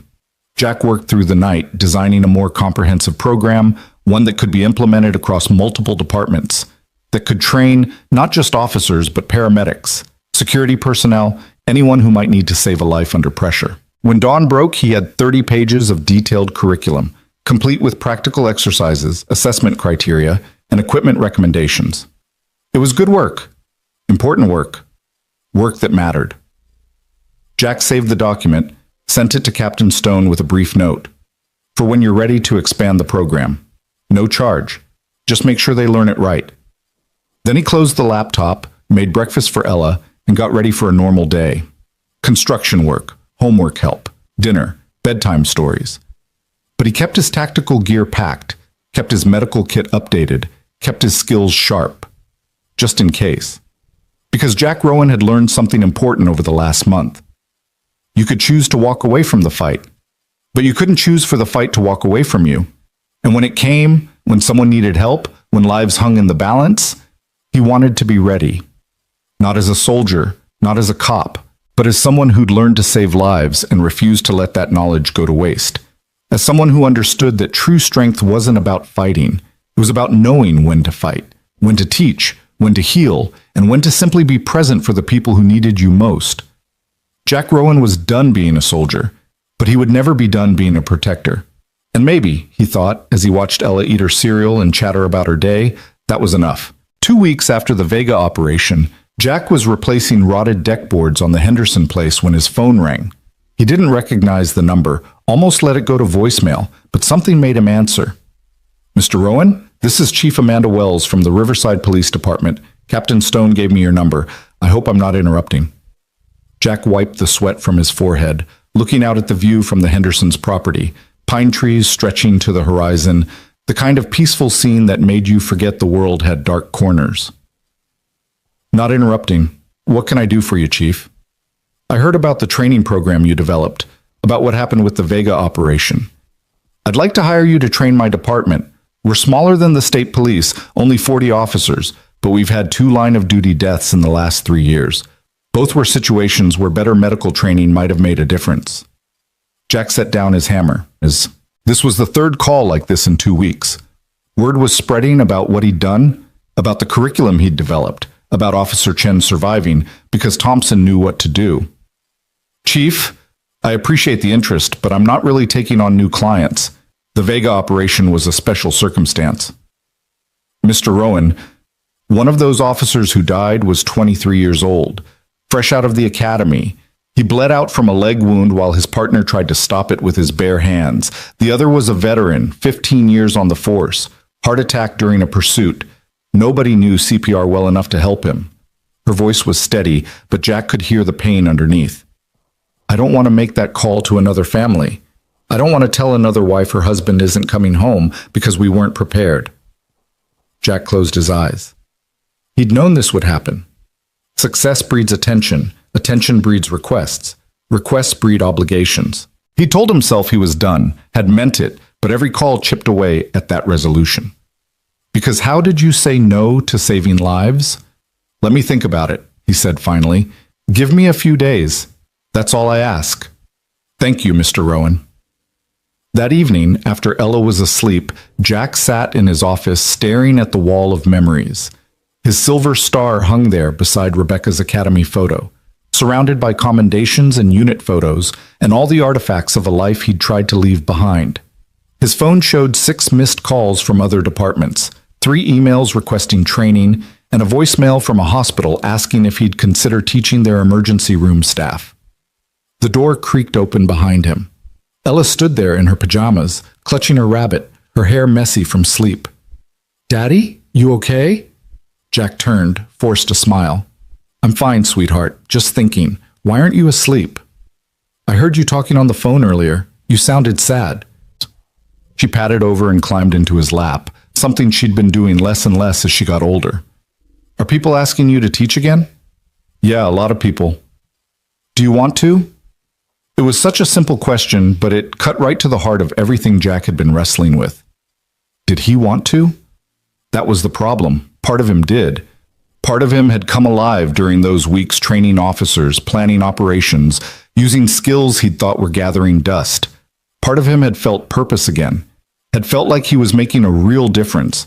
But another part of him just wanted to be here, in this small house, with this small girl, living this small quiet life where nobody got shot, and nobody died, and nobody needed him to be anything more than daddy. I don't know, baby. It's complicated. Ella was quiet for a moment, then said, At school, Mrs. Patterson says everyone has gifts, like special things they're really good at. And she says it's important to share your gifts with people who need them. She looked up at him with those serious eyes that were too old for 10. Teaching people how to save other people is a really good gift, Daddy. Jack felt his throat tighten. When did you get so wise? I've always been wise. You just don't always notice. She grinned, then grew serious again. I know you want to be here with me all the time, and I love that. But I also know you're really, really good at helping people. And maybe you can do both? Maybe. He hugged her close. You know I'll always put you first, right? No matter what. I know. That's why I'm not worried. She yawned. Can you tuck me back in? Of course. After settling Ella back into bed, Jack returned to his office and did something he hadn't done in 6 years. He opened the locked drawer at the bottom of his desk and pulled out Rebecca's journal, the one she'd kept during her investigation, the one that had been returned to him with her personal effects. He'd only read it once, right after her funeral, and the pain had been too raw to process. Now, with 6 years of distance and a month of reconnecting with that world, he opened it again. Rebecca's handwriting filled the pages, neat and precise, documenting evidence and leads and theories about the Vega cartel. But interspersed with the professional notes were personal observations, thoughts about the job, about life, about Jack and Ella. He found the entry dated 3 weeks before she died. Jack called today from Kandahar. He sounded tired, that deep tired that comes from seeing too much, doing too much. I told him about Ella's school play, about the new lead I'm following on the Vega case, about normal life stuff. He listened like he always does, but I could hear it in his voice. He's ready to come home, ready to leave that world behind. Sometimes I feel guilty that I'm still in this world, chasing bad guys, putting myself in danger, while asking him to give it up. But we both knew when we had Ella that one of us needed to step back. His combat deployments were getting longer, more dangerous. My police work was at least predictable, scheduled, manageable. Or so we told ourselves. The truth is, this job can be just as dangerous. The Vega investigation is heating up, and I'm getting close to something big. Captain Reeves pulled me aside yesterday, told me to be careful, said these people play for keeps. I know he's right, but I also know that if I don't do this, if I don't stop them, they'll keep hurting people, keep destroying families, keep poisoning our community. That's the burden, isn't it? Knowing you can make a difference and choosing whether to bear the cost. Jack's borne it for years in war zones. Now it's my turn to bear it here. I just hope I'm strong enough. Hope I'm smart enough. Hope I can finish this before... The entry ended there, unfinished. 3 weeks later, she was dead. Jack closed the journal carefully, his hands shaking. She'd known. On some level, she'd known how dangerous it was getting, had known the Vega cartel might come for her. But she'd kept going because it mattered. Because people needed her to be brave enough to face the darkness. Now people were asking him to do the same thing, not to face cartels or deploy to war zones, but to share what he knew, to help others survive the dangers he'd survived. Was that so different? His phone buzzed. A text from Captain Stone. Department ceremony next week. Recognizing officers from the Vega operation. Would mean a lot if you came. No pressure. Another text from Sarah. How are you holding up? I know you said you were done, but people keep talking about what you did. Hope you're not getting overwhelmed. And another from Danny Reeves. Thompson is doing great. He wants to become a full-time tactical medic now, says you inspired him. Thought you'd want to know. Jack stared at the messages, at Rebecca's journal, at the wall of memories. 3 different paths stretching before him. He could ignore the calls, decline the requests, go back to construction work and quiet evenings. He could accept every offer, train every department, become what they clearly wanted him to be. Or he could find something in between, a way to honor Rebecca's memory and his own skills without losing himself or Ella in the process. The next morning, Jack called Chief Wells back. Chief, I've thought about your offer. I can't commit to regular training. I have responsibilities here. But I could do an intensive 2-week course, train your officers, and leave you with a complete curriculum you can maintain on your own. After that, I'm available for occasional consultation, but nothing more. That would be perfect, Mr. Rowan. When can you start? I need to arrange care for my daughter. Give me 2 weeks to get things organized. Over the next few days, Jack developed a system. He'd train departments intensively for short periods, never more than 2 weeks at a time, never more than once a month. Margaret agreed to stay with Ella during those periods, and Ella seemed genuinely excited about spending more time with her grandmother. Jack would teach, consult, share his knowledge, but always come home. Always maintain the life he'd built. It wasn't perfect. It meant time away from Ella, time spent in that other world. But it was sustainable. It was a compromise between the man he'd been and the man he was trying to be. The department ceremony arrived on a crisp autumn evening. Jack wore the only suit he owned, uncomfortable in the collar and tie, wishing he could be anywhere else. But when Captain Stone had personally called to ask him to come, explaining what it would mean to the officers who'd been on the raid, Jack hadn't been able to refuse. The police headquarters conference room was packed with officers in dress uniforms, their families, and local officials.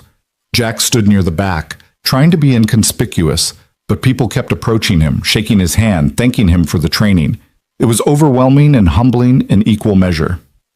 Sarah found him before the ceremony started. She was in a dark blue dress, looking healthy and whole, the pale shadow of her near death completely gone. "You came," she said, smiling. Stone asked nicely. "He's good at that." She touched his arm. "How are you? I heard you're getting a lot of training requests." "Too many, but I'm figuring out how to manage it." "Good. The world needs what you do, Jack, but you need your life too. Balance is important." Before Jack could respond, Stone stepped to the podium and called for attention. The ceremony began with commendations for various officers involved in the Vega operation. Thompson received a medal for saving Officer Chen's life. Hayes and his Alpha team were recognized for their tactical excellence. Sarah, though officially dead as far as the public knew, received a private commendation that Stone presented carefully without photographs. Then Stone did something Jack wasn't expecting. He pulled out a frame and held it up for the room to see. Inside was Jack's silver star, the one that had been stored in his closet for 6 years. Ladies and gentlemen, I want to talk about someone who isn't a member of this department, but who exemplifies everything we value. Jack Rowan, please come up here. Jack froze. This wasn't what they'd discussed. Stone had said it would be a simple ceremony, nothing involving him directly. He considered refusing, walking out, but Sarah gave him a gentle push, and suddenly he was moving forward, hyper-aware of every eye in the room watching him. At the podium, Stone spoke clearly. Most of you know Jack's story by now. Special Forces combat medic, Silver Star recipient, the man who saved Officer Miles and trained many of you in life-saving techniques. What you might not know is that 6 years ago, Jack lost his wife, Officer Rebecca Rowan, to the same cartel we just took down. He could have walked away forever. Instead, he came back to help us, to teach us, to make sure no other officer dies because they don't know what to do. Stone gestured to the wall behind him, where fallen officers' names were engraved in marble. Rebecca's name was there, fourth from the top. Beside it now hung Jack's silver star in a shadow box, along with a small plaque. Jack read the inscription, "In honor of Jack Rowan, who reminded us that the highest form of service is teaching others to serve. Your gift saves lives every day." The room erupted in applause. Jack stood there, stunned, not sure what to say or do. Stone handed him the microphone, and the room fell silent. Jack looked out at the faces watching him. Young officers and veterans, men and women who put on uniforms every day knowing they might not come home. He saw Thompson, who'd learned to save lives instead of just taking them. He saw Reeves, who'd found redemption in training. He saw Sarah, alive because he'd stopped on a rainy highway. "I don't deserve this," Jack said finally, his voice rough. "I'm not a hero. I'm just someone who learned skills in war that turned out to be useful here." He paused, gathering his thoughts. "But if this helps, if having my name on that wall reminds you to train hard and watch out for each other and never stop learning, then I'm honored. Rebecca would be honored too." He looked at her name on the marble. "My wife was a cop, a damn good one. She understood something I'm only starting to really get. The courage isn't about not being afraid. It's about being afraid and doing the right thing anyway. She was afraid the night she died. I know that now. But she went anyway because people needed her. That's what you all do every day. You face danger because someone has to, because communities need protection, because good people don't run from evil." Jack's voice strengthened. "What I taught you, the medical skills, the tactics, that's just tools. Important tools, but still just tools. What really matters is the decision to use those tools, the decision to stop when someone needs help, the decision to run toward danger instead of away from it, the decision to be the person who makes a difference." He met the eyes of the officers in the front row. "Some of you will face situations where what I taught you might save a life. When that happens, when you're scared and tired and overwhelmed but you do it anyway, that's not me saving someone. That's you. That's your courage, your training, your choice to be the person who doesn't give up." Jack handed the microphone back to Stone and stepped away from the podium. The applause was deafening, but he barely heard it. He was looking at Rebecca's name, at his medal hanging beside it, thinking about the circle that had closed. From soldier to husband to widow to teacher to something else entirely, something he was still figuring out. After the ceremony, as people mingled and talked and celebrated, Jack slipped outside for air. The evening was cool, the sky darkening toward night. He stood in the parking lot, breathing deeply, trying to process everything. "Quite a speech." Jack turned. An older man approached, maybe 70, wearing a suit that had seen better days. His face was weathered but kind, and something about his bearing said military. "Thank you," Jack said. "Marcus Wells, retired Army, 75th Ranger Regiment. I heard about what you've been doing, wanted to meet you." Wells extended a hand. Jack shook it, noting the firm grip. "Ranger Regiment? Which years?" "Desert Storm through early 2000s. You?" "Special Forces, 2009 through 2019, mostly Afghanistan, one tour in Iraq." Wells nodded slowly. "Different wars, same job. I was a medic too back in the day. Never got the fancy training you young guys got, but I learned enough to keep my buddies alive." He paused. "You know what the hardest part was for me? Coming home. Trying to be normal when I'd spent years being anything but." "Yeah," Jack said quietly. "I know that feeling. Took me 10 years to figure out I didn't have to choose between the two. Between being a soldier and being civilian. Between using my skills and having a family. I could do both, just differently." Wells gestured back at the building. "What you're doing here, teaching cops to save lives, that's finding you're different. That's taking what the military made you and giving it a new purpose." "It's complicated," Jack admitted. "I have a daughter, she's already lost her mother. I can't risk her losing me too. So don't. Teach from the sidelines, train people, share what you know without putting yourself in the line of fire." Wells smiled. "The war taught us how to kill and how to heal. We get to choose which one we keep doing in peacetime. You're choosing the right one." "It doesn't always feel right." "That's because it's still new. Give it time." Wells clapped him on the shoulder. "You're doing good work, son. Don't let anyone, including yourself, convince you otherwise." As Wells walked away, Jack felt some of the tension in his chest ease. Maybe this was okay. Maybe finding a middle path between his past and his present wasn't compromise. It was growth, evolution, becoming something more than he'd been without losing what made him valuable. He returned to the ceremony to find Ella and Margaret had arrived. Stone must have told them when to come. Ella ran to him, dress swirling, eyes bright. "Daddy, Captain Stone showed us your medal. It's so shiny." Jack picked her up, even though she was getting too big for it. "What are you doing here, sweetheart? This is boring adult stuff." "Grammy said we should see you get recognized, that it was important." Ella wrapped her arms around his neck. "I'm proud of you, Daddy. You help people." Over her shoulder, Jack saw Margaret watching them, a complex expression on her face, grief and pride and something like peace. She'd lost her daughter but gained a son-in-law who honored Rebecca's memory not with revenge but with service. Maybe that was enough. Maybe that was everything. The rest of the evening passed in a blur of conversations and congratulations. Officers wanted to share stories about the training, about situations where Jack's techniques had helped them.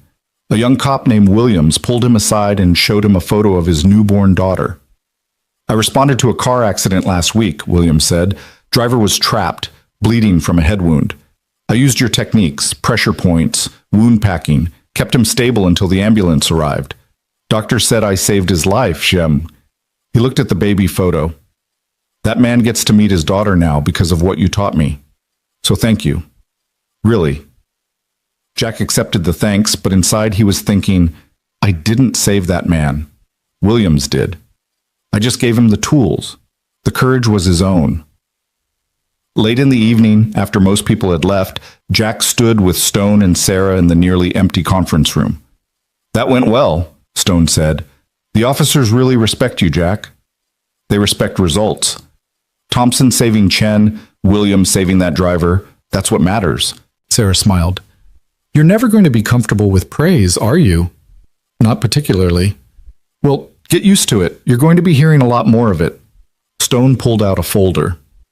"I've been contacted by 6 different departments wanting your training. 2 hospitals, the FBI field office.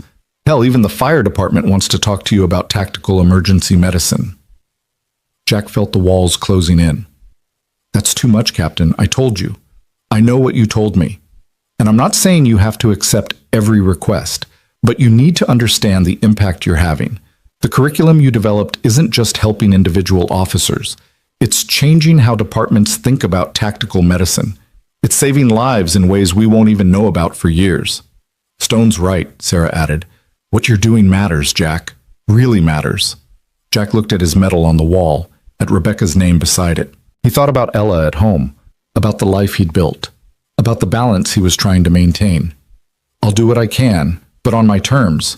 Short courses, limited engagement, always with the option to walk away if it becomes too much." "That's all anyone can ask," Stone said. The drive home was quiet. Ella had fallen asleep in the back seat, and Margaret dozed in the passenger seat. Jack drove through the darkness, thinking about paths chosen and unchosen, about the way life kept pulling you back to certain things no matter how far you tried to run. He tried to leave the warrior life behind, had succeeded for 6 years. But maybe Wells was right. Maybe it wasn't about leaving it behind, it was about transforming it, finding new ways to use old skills, becoming a different kind of soldier in a different kind of war. A war against ignorance and unpreparedness, and the terrible waste of preventable death. When they arrived home, Jack carried Ella to bed without waking her. He stood in her doorway for a long moment, watching her sleep, making a silent promise. Whatever else he did, wherever else his skills took him, she would always be first, always be safe, always be loved. In his office, Jack pulled up his training calendar. He'd committed to the Riverside Police Department starting next week. After that, there was a hospital in the city that wanted a 2-day intensive for their emergency room staff. Then another police department, smaller, rural, desperate for help. He could do this, could train and teach and share what he knew while still being Ella's father, while still having a life outside the war. It would take discipline, boundaries, constant balancing. But it was possible. His phone buzzed, a text from an unknown number. "Mr. Rowan, my name is Jennifer Santos. My husband was the dirty cop you helped catch. I wanted to say thank you. He destroyed our family, but he destroyed other families too. What you did, helping stop the Vega cartel, it means justice for a lot of people, including my kids who deserve better than a father like that. Thank you for being one of the good ones." Jack stared at the message for a long time. He'd never thought about Santos having a family, having people who'd be hurt by his betrayal. But of course he did. Evil didn't just affect its direct victims, it rippled outward, touching everyone in its path. And good could ripple outward too. Every officer he trained might save a life. Every life saved affected families, communities, futures that wouldn't exist without that intervention. The math was impossible to calculate, but the principle was clear. Small actions, repeated consistently, created large changes. Jack typed back, "Thank you for reaching out. I hope you and your kids find peace. You deserve better." He set down the phone and opened Rebecca's journal one more time, flipping to the last entry she'd made, written the morning of the day she died. Ella asked me this morning why I'm a police officer. She said her friend's mom works in an office and comes home every day at 5 o'clock, and why can't I do that? I told her some jobs are about making money, and some jobs are about making a difference. I told her that when bad people hurt good people, someone has to stop them, and I choose to be someone who stops them. She said, "But what if the bad people hurt you?" I told her I'm very careful. I told her I have the best training and the best partners. I told her I always come home. I didn't tell her that last part might be a lie, that the Vega investigation is getting dangerous, that I might not always come home. But I will tell Jack tonight that if something happens to me, he needs to know it was worth it. That protecting people, stopping evil, making the world safer for our daughter, that's worth the risk. That's worth everything. I love him so much. Love Ella so much. Love this life we've built. But I love the job too. Love knowing I make a difference. I just hope I'm good enough to do both. To be a cop and a mother. A warrior and a wife. I hope. The entry ended there, unfinished. Hours later, she'd been ambushed and killed. Jack closed the journal with tears on his face. She'd tried to do both, had paid the ultimate price, but she'd also lived fully, had made a real difference, had died doing work that mattered. He wouldn't make her mistake, wouldn't put himself in unnecessary danger, wouldn't risk leaving Ella the way Rebecca had. But he also wouldn't waste the skills he'd earned in blood and fire, wouldn't ignore the calls for help when he could answer them, wouldn't let Rebecca's death or her life be for nothing. On his computer, Jack created a new document, Rowan Training Protocols, Long-Term Implementation Strategy. He started outlining not just individual courses, but a complete system. Training for trainers, self-sustaining programs that departments could maintain without him, certification standards that would ensure quality across multiple jurisdictions. He worked through the night, driven by purpose and memory and the knowledge that he'd finally found his path forward. Not the path he'd planned, not the path he'd expected, but a path that honored who he'd been, who Rebecca had been, and who he needed to become for Ella. As dawn broke, Jack saved the document and walked to Ella's room. She was stirring, almost awake. He sat on the edge of her bed and waited, her eyes opened. "Daddy?" "Morning, sweetheart. You're up early." "Couldn't sleep. Was thinking about things." "What things?" Jack smiled. "About how you were right. About how everyone has gifts and it's important to share them. About how maybe I can be your dad and still help other people." Ella sat up, immediately awake. "Does that mean you're going to keep teaching?" "Yeah, I think I am. But in a way that means I'm still here for you, still home most of the time. Does that sound okay?" She threw her arms around him. "That sounds perfect." And maybe, Jack thought, holding his daughter as morning light filled the room. Maybe it was. 1 year. That's how long it had been since Jack pulled Sarah Miles from a burning wreck on Highway 47. 1 year since he'd walked back into the world he'd tried to leave behind. 1 year since everything changed. Jack stood in the parking lot of his new building, a modest 2-story structure on the edge of Cedar Ridge that he'd purchased 3 months ago. The sign above the door read Rowan First Response Training in simple black letters. Nothing fancy, nothing flashy, just a statement of purpose. Inside, the main floor had been converted into a training facility, practice dummies, medical equipment, a small classroom area with whiteboards and projectors. The second floor was office space where Jack handled the administrative side of things he'd never imagined running. A business. His business. Teaching people to save lives. It wasn't what he'd planned. But then, the best things rarely were. His phone buzzed, a text from Sarah. Running 5 minutes late, traffic. She was coming up for a visit, the first time she'd been to Cedar Ridge since the Vega operation. They'd stayed in touch over the year, occasional texts, a few phone calls, the kind of connection that forms between people who've shared life and death moments. She'd been promoted to detective, was leading the ongoing investigation into what remained of the Vega network. Turned out, taking down the brothers was just the beginning. But that was her fight now, not his. Jack walked back inside, checking the training room one more time. Everything was ready for Monday's class, 15 paramedics from the county hospital system, all wanting to learn advanced trauma care. After that, a week-long intensive with the SWAT team from upstate. Then a weekend course for civilian first responders. The calendar was full for the next 6 months. It had grown faster than he'd expected. Word of mouth mostly. Departments and hospitals telling each other about the former Special Forces medic who developed a training program that actually worked. Jack had turned down more requests than he'd accepted, maintaining the boundaries he'd set. Nothing that took him away from Ella for more than a week. Nothing that put him in the field. Nothing that crossed the line from teacher to operator. The door opened and Ella bounded in, backpack bouncing, her 11-year-old energy filling the space. Margaret followed at a more sedate pace, carrying grocery bags. "Daddy, can I help set up for Monday's class? Don't you have homework?" "Did it at Grammy's, please. I want to learn the new dummy setup." Jack smiled. Over the past year, Ella had become increasingly interested in his work. She'd learned basic first aid, could recite the steps for CPR, knew the difference between arterial and venous bleeding. It worried him sometimes. She was too young to be thinking about trauma and death. But she approached it with the same curiosity she brought to everything else, and he couldn't deny the pride he felt watching her learn. "Okay, but just for an hour. Then dinner." Margaret set the groceries down, watching them with that expression Jack had learned to read. Pride mixed with melancholy. Ella reminded her so much of Rebecca, the same quick mind, the same determination. But there was Jack in her too, the calm under pressure, the quiet strength. "I'll start dinner," Margaret said. "You two play with your medical equipment." She said it teasingly, but Jack knew what she meant. This was healing for all of them. The training center wasn't just a business. It was a memorial, a continuation of Rebecca's work in a different form. Every life Jack's students saved was a life Rebecca had saved too, in a way.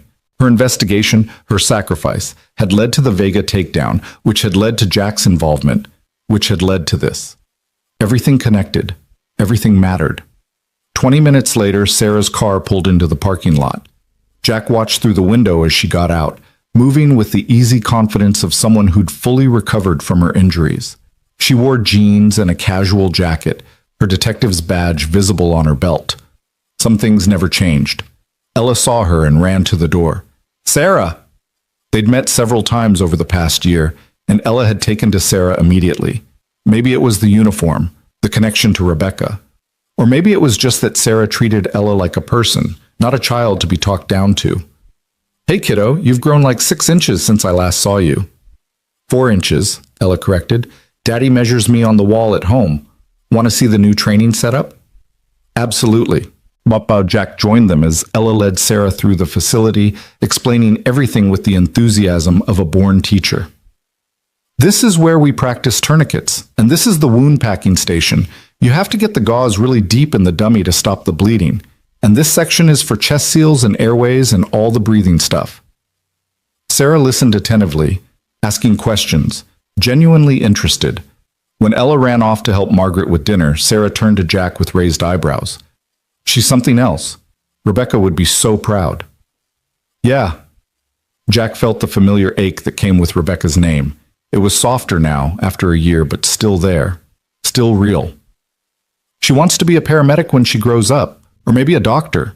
Changes every week. Whatever she becomes, she'll be good at it. She's got the right instincts." Sarah walked slowly through the training room, taking it all in. "This is impressive, Jack. Really impressive. You've built something important here. It's needed, that's all. It's more than needed, it's transformative." She stopped in front of a wall where Jack had mounted photos, officers and paramedics and first responders who'd used his training to save lives in the field. There were dozens of them now, each with a small card describing the incident. "This is your legacy. Every one of these people is alive because you taught someone what to do." Jack looked at the wall, feeling the weight of it. They're alive because someone made the choice to help. I just provided the tools. Always so humble, Sarah smiled. You know the whole department still talks about you, right? About the Vega operation, the training, everything. You changed how we think about tactical medicine. How's the investigation going? You getting the rest of them? Sarah's expression hardened slightly. We're making progress. The Vega brothers are cooperating, trying to reduce their sentences. We've rolled up most of their distribution network, arrested another 30 people in the last 6 months, but it's like pulling weeds. You get some, more grow back. That's the nature of it. I know, but we're making a difference. That's what matters. She pulled out her phone, showed him a photo of a young woman in a graduation gown. Recognize her? Jack studied the photo. Something familiar in the eyes, the smile. Then it clicked.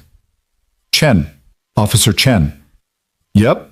She decided to go back to school, become a nurse. Says surviving that heart attack made her realize she wanted to save lives, not just enforce laws.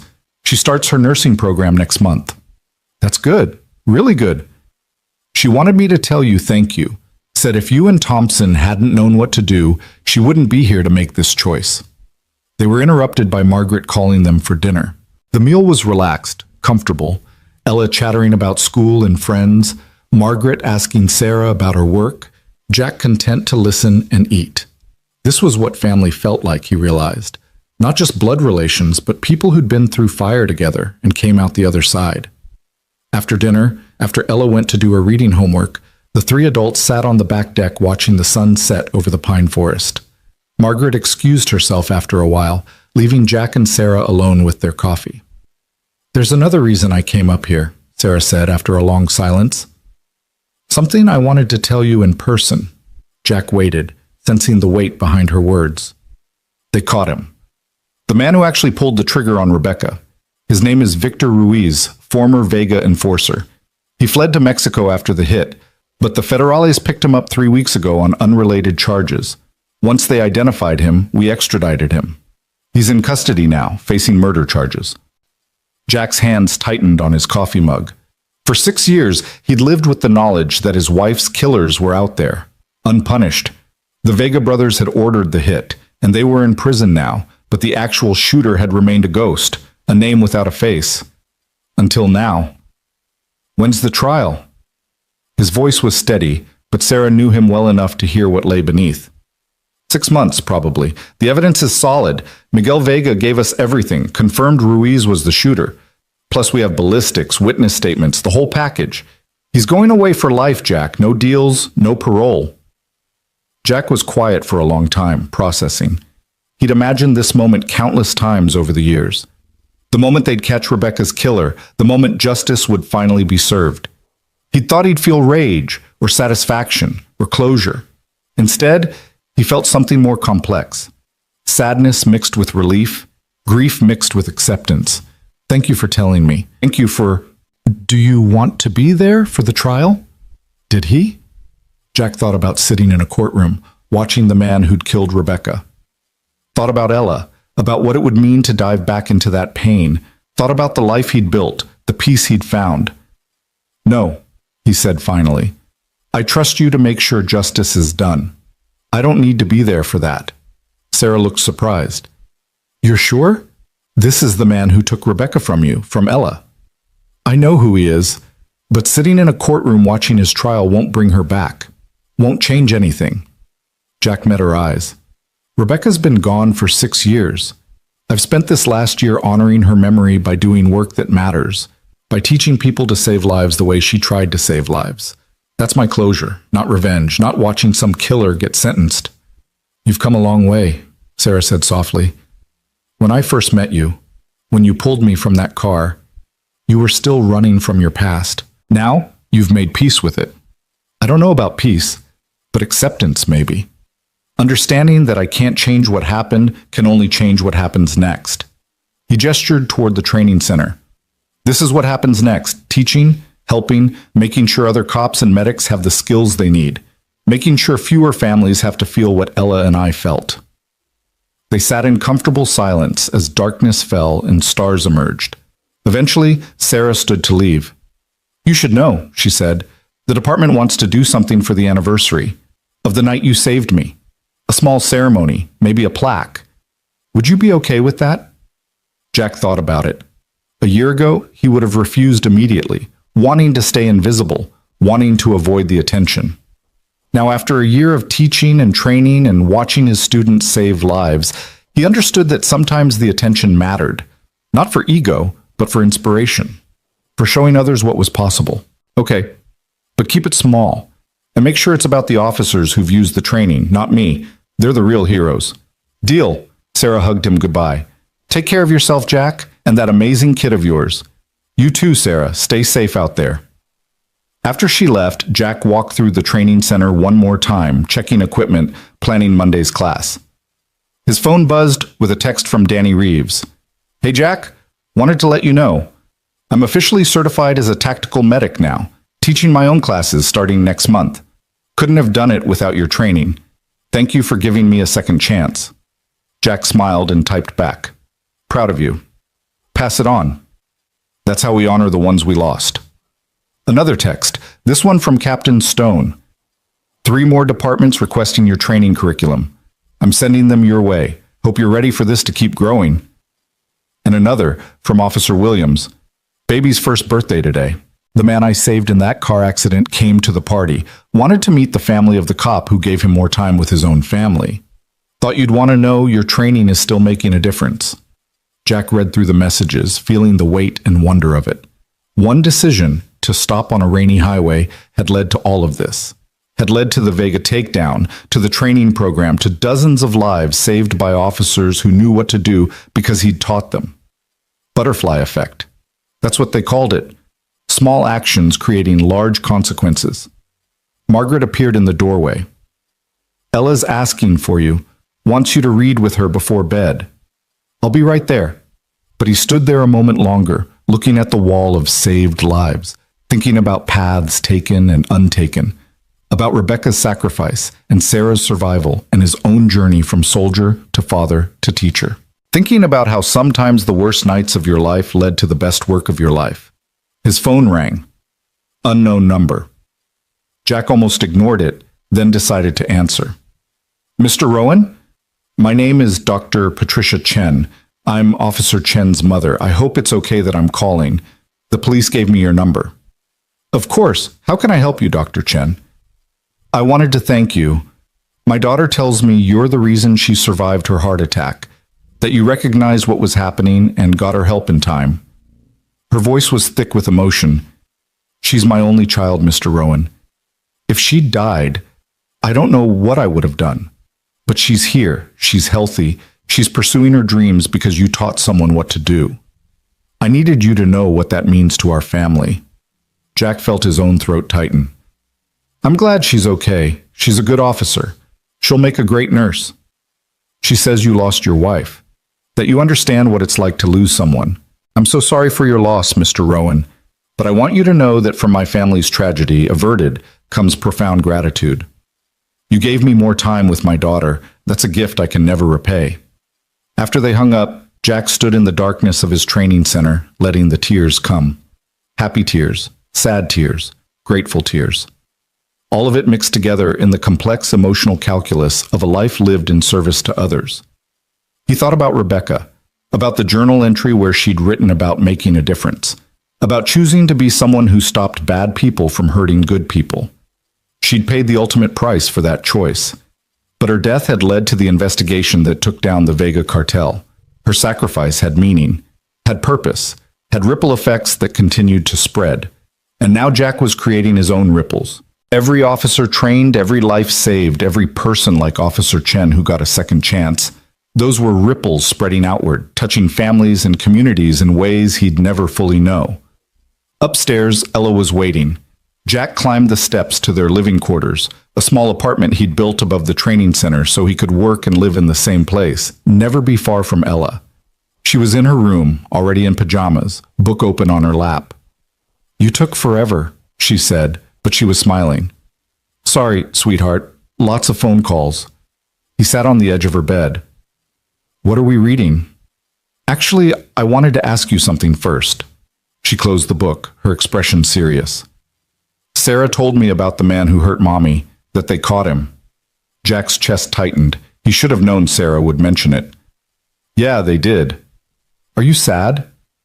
A little, but mostly I'm glad. Glad that he can't hurt anyone else. Ella was quiet for a moment, then said, I don't remember Mommy very much anymore. I remember feelings, I remember feeling safe with her, and I remember her singing, but I don't remember her face unless I look at pictures. Is that bad? No, baby, that's not bad. You were very young when she died. It's natural to forget details. But you remember her. Every day. Does it still hurt? Jack thought about how to answer that. It hurts differently now. At first, it was this sharp, terrible pain that was always there. Now it's more like an ache, still there, but softer. And sometimes I can think about her and smile instead of just feeling sad. Do you think she'd be proud of what you're doing with the training center? I think so. I hope so. Ella leaned against him. I'm proud of you, Daddy. You help so many people. You're like a superhero, but real. Jack laughed softly. I'm not a superhero, Ella. I'm just someone who learned some skills and decided to share them. That's what superheroes do. They use their powers to help people. She picked up her book again. Can we read now? I want to know what happens next. They read together for half an hour, Ella following along as Jack worked through the chapter. When her eyes started drooping, he marked their place and turned off the lamp. Daddy? Her voice was sleepy. When I'm older, can I work with you? Help teach people? If that's what you want, but you've got plenty of time to decide what you want to be. I know, but I think I want to help people, like you and Mommy. Then I'll teach you everything I know. After she fell asleep, Jack went back downstairs to his office. He pulled out Rebecca's journal one last time, opened it to that final incomplete entry.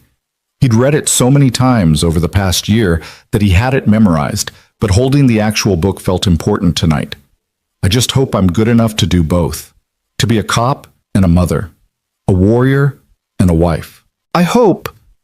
Jack picked up a pen and in his own handwriting below Rebecca's words, completed the thought. That our daughter grows up strong and safe and loved. That my work makes a difference. That if something happens to me, Jack will be okay. That Ella will be okay. That our family will find a way forward even if I'm not there to see it. You were good enough, Rebecca. More than good enough. You were exactly who you needed to be. And we're okay. Ella is thriving. I'm doing work that matters. We're healing. I finished what you started. The Vega cartel is gone. Your killer is in custody. Officers you never met are alive because of the investigation you started and the training it inspired me to create. Every life I helped save is a life you helped save too.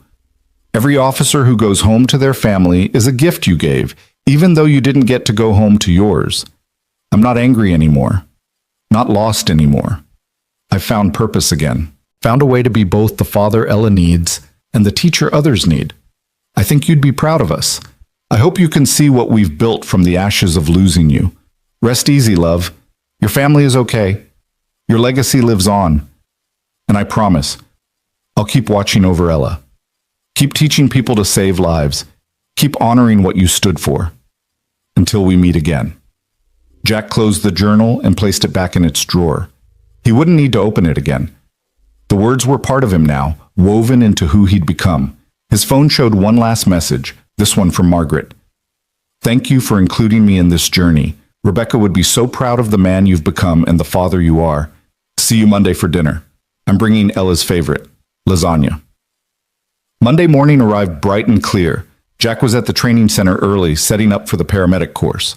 15 students arrived promptly at 8, eager and nervous. Jack recognized the look. He'd seen it in every class he'd taught. The mixture of anticipation and doubt, the question of whether they were really capable of learning these advanced skills. By the end of day 1, the doubt was gone. Jack took them through the fundamentals with patience and precision, showing them not just what to do, but why, building their understanding from the ground up. He told them stories from his combat experience, from the officers he'd trained, from real situations where these skills had made the difference between life and death. On day 3, a young paramedic named Gomez asked the question someone asked in every class. Mr. Rowan, do you ever regret it? Teaching us this stuff, reliving all those combat memories, dealing with the stress of it. Jack looked around the room at the 15 faces watching him. People who dedicated their lives to helping others, who wanted to be better at it, who were willing to put in the hard work to learn. No, he said simply, this is the best work I've ever done. Because in combat, I was fighting to keep people alive in the middle of chaos and violence. Here, I'm preventing that chaos from claiming lives. I'm giving you the tools to create order from disorder, to bring people back from the edge. That's not a burden, that's a privilege. The course ended on Friday with a comprehensive practical exam. All 15 students passed. As they filed out, collecting their certificates, shaking Jack's hand, thanking him for the training, he felt that familiar sense of satisfaction. 15 more people who could save lives. 15 more sets of hands that wouldn't freeze when someone was bleeding out. The ripples continued to spread. That evening, Jack took Ella to their favorite spot, a clearing in the forest about a mile from the house where you could see the entire valley spread out below. They'd been coming here since they moved to Cedar Ridge, using it as a place to think, to talk, to just be together. They sat on the fallen log that served as their bench, watching the sun paint the sky in shades of orange and pink. Big week? Ella asked. Good week. Trained 15 paramedics. All of them did great. So 15 more people who can help save lives. Exactly. Ella was quiet for a moment, then said, Daddy, do you think Mommy can see us, like from heaven or wherever? Jack wasn't particularly religious, had seen too much death to have simple answers about the afterlife, but he knew what Ella needed to hear, and it was also what he chose to believe. I think she can. I think she's proud of us. I talk to her sometimes, in my head. Tell her about school and stuff. Is that weird? Not at all. I talk to her too sometimes. What do you tell her? Jack thought about it. I tell her about you. About how smart you are, how kind you are, how you're growing into this amazing person. I tell her about the training center, about the lives we're helping save. I tell her that we're okay, that we miss her, but we're okay. Do you think she answers? Not in words, but sometimes I feel her presence, like she's telling me I'm on the right path, doing the right thing. Especially when I'm teaching, when I see someone learn something that might save a life someday. In those moments, I feel her with me. Ella leaned her head against his shoulder. I'm glad you're my dad. I'm glad you didn't give up after Mommy died. I'm glad you're helping people. I'm glad you're my daughter. You're my whole world, Ella. Everything I do is for you. I know, but it's okay if it's for other people too. You're allowed to have a bigger purpose. Such wisdom from someone so young. Jack pulled her close, grateful beyond words for this small human who'd given him a reason to keep going when everything fell apart, who'd accepted his return to teaching and training with maturity beyond her years, who understood that helping others didn't mean loving her any less. They sat there until the stars emerged, father and daughter, connected by love and loss, and the resilient hope that tomorrow could be better than yesterday. 6 months later, Jack stood at the back of a courtroom as Victor Ruiz was sentenced to life in prison without parole for the murder of Officer Rebecca Rowan. He'd ultimately decided to come, not for himself, but for Rebecca.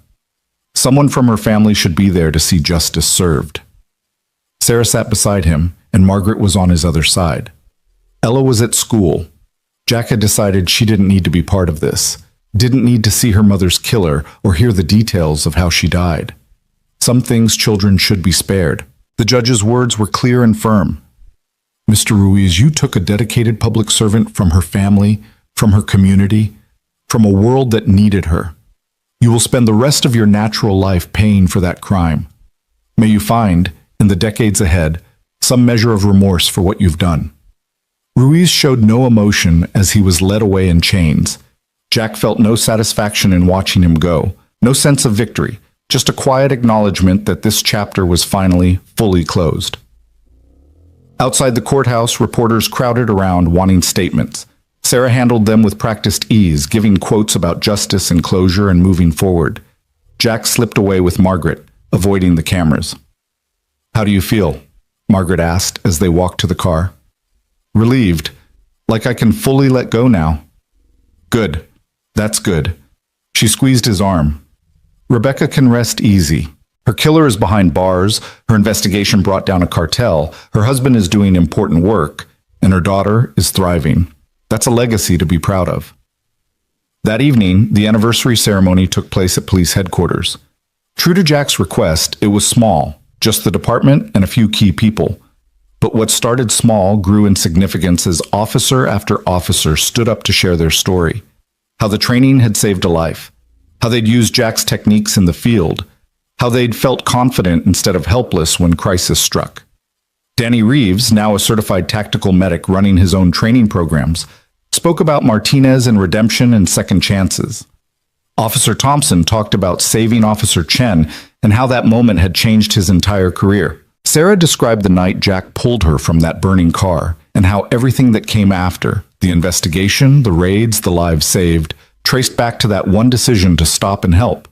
Captain Stone presented Jack with a plaque, but the real gift was the video that followed. Testimonials from people Jack had never met, family members of officers who'd been saved, civilians helped by his students, departments whose casualty rates had dropped after implementing his training protocols. Face after face, story after story, life after life. By the end, Jack was fighting tears. He'd known his work mattered, but seeing the scope of it, hearing the human stories behind the statistics, it was overwhelming in the best way. When they asked him to speak, he kept it brief. A year ago, I pulled Officer Miles from a wrecked car. I didn't do it for recognition or gratitude. I did it because someone needed help and I could provide it. That's what all of you do, every day. You see people in need and you help them, regardless of the risk to yourselves. I'm honored to play a small part in making sure you have the skills to help effectively, to save lives, instead of just witnessing death. Thank you for letting me be part of this community, this brotherhood and sisterhood of people who run toward danger instead of away from it. Rebecca would be proud of all of you. I know I am. The ceremony ended with the unveiling of a permanent display in the headquarters lobby, a shadow box containing Jack's Silver Star, photos from the Vega operation, and a bronze plaque that read, "In honor of Jack Rowan and all those who teach others to save lives." May we never forget that the highest form of service is preparing others to serve. Driving home that night, Jack felt a sense of completion he hadn't known he needed. The year had been full, challenging, rewarding, exhausting, inspiring. He'd found his way back to purpose without losing his way as a father, had honored Rebecca's memory without being consumed by it, had helped countless people while keeping his own family intact. Ella was still awake when he got home, sitting at the kitchen table with Margaret, working on a project. "How was it?" she asked, looking up. "Good, really good." Jack joined them at the table. "What are you working on?" "Social studies project. We have to write about someone who inspires us." She showed him the paper, the header reading, "My Dad, a Quiet Hero." Jack's heart swelled. "Ella, you don't have to." "I want to. You inspire me, Daddy. You help people. You teach them to be brave and skilled and ready. You took something terrible, losing Mommy, and turned it into something good. That's inspiring." He read through what she'd written, a clear-eyed, mature assessment of his journey from soldier to widower to teacher, written with love, but also honesty. She didn't shy away from the hard parts, from the grief or the struggle, but she also celebrated the growth, the purpose found, the lives changed. "This is beautiful, sweetheart. It's true." "That's better than beautiful." After Margaret left and Ella went to bed, Jack sat in his office one final time, looking at the year behind him and the years ahead. His calendar was full. His purpose was clear. His daughter was healthy and happy. The ghosts of his past had been laid to rest, transformed from haunting memories into driving inspiration. He opened his laptop and started a new document. Not a training protocol this time, but something different. A letter to Ella, to be given to her when she was older, when she could fully understand. Dear Ella, by the time you read this, you'll be old enough to understand things I can't explain to you now. About the night your mother died. About the years I spent trying to forget who I'd been. About the night I stopped on a highway and everything changed. I want you to know that your mother was one of the bravest people I've ever known. She chose to face evil so that good people could be safe. She paid the ultimate price for that choice, but she did it willingly, knowing the risks. She did it because it mattered, because some things are worth fighting for. When she died, I wanted to quit. Wanted to hide from the world, protect you from everything dangerous, live small and safe. But life doesn't work that way. Danger finds you whether you're looking for it or not. The question is whether you're prepared to face it. The night I pulled Sarah Miles from that burning car, I made a choice. Not to hide anymore, not to waste the skills I'd learned, not to let your mother's sacrifice be meaningless. I chose to fight back against senseless death in the only way I knew how, by teaching others to preserve life. That choice led to this training center, to the hundreds of people I've taught, to the lives they've saved and will continue to save. It led to justice for your mother. It led to purpose for me. It led to you growing up with a father who's present and engaged and doing meaningful work. I'm writing this on the first anniversary of that choice, looking back on a year that transformed everything. I wanted you to have these words for when you're older, when you're facing your own choices about who to be and what to do with your gifts. Here's what I've learned. Running from your past doesn't work. You can't hide from who you are, from what you've experienced, from the skills you've developed. But you can transform those things, can take what war taught you and use it to preserve peace, can take pain and turn it into purpose, can take loss and transform it into legacy. Your mother taught me that some things are worth fighting for. Sarah taught me that stopping to help matters. You've taught me that being a good father means being someone you can be proud of. Not just someone who keeps you safe, but someone who makes the world safer for everyone. Whatever you choose to do with your life, remember this. You have gifts, skills, strengths. Don't waste them. Don't hide from them. Use them to make a difference, however that looks for you. Be brave enough to stop when someone needs help. Be strong enough to transform your pain into purpose. Be wise enough to know that the best life is one lived in service to others. I love you more than anything in this world. You are my reason for everything, but you're also my inspiration, your courage, your wisdom, your kind heart. You're going to do amazing things, Ella. I can't wait to see what they are. Love always, Dad. Jack saved the letter and closed the laptop. Outside, the night was clear and still, stars brilliant overhead. Somewhere out there, officers were on patrol, paramedics were responding to calls, first responders were facing crisis situations, and some of them, maybe many of them, had the skills they needed because Jack had taught them, because he'd stopped on that highway, because he'd chosen purpose over safety, engagement over hiding. His phone buzzed one last time, a text from a number he didn't recognize with a photo attached.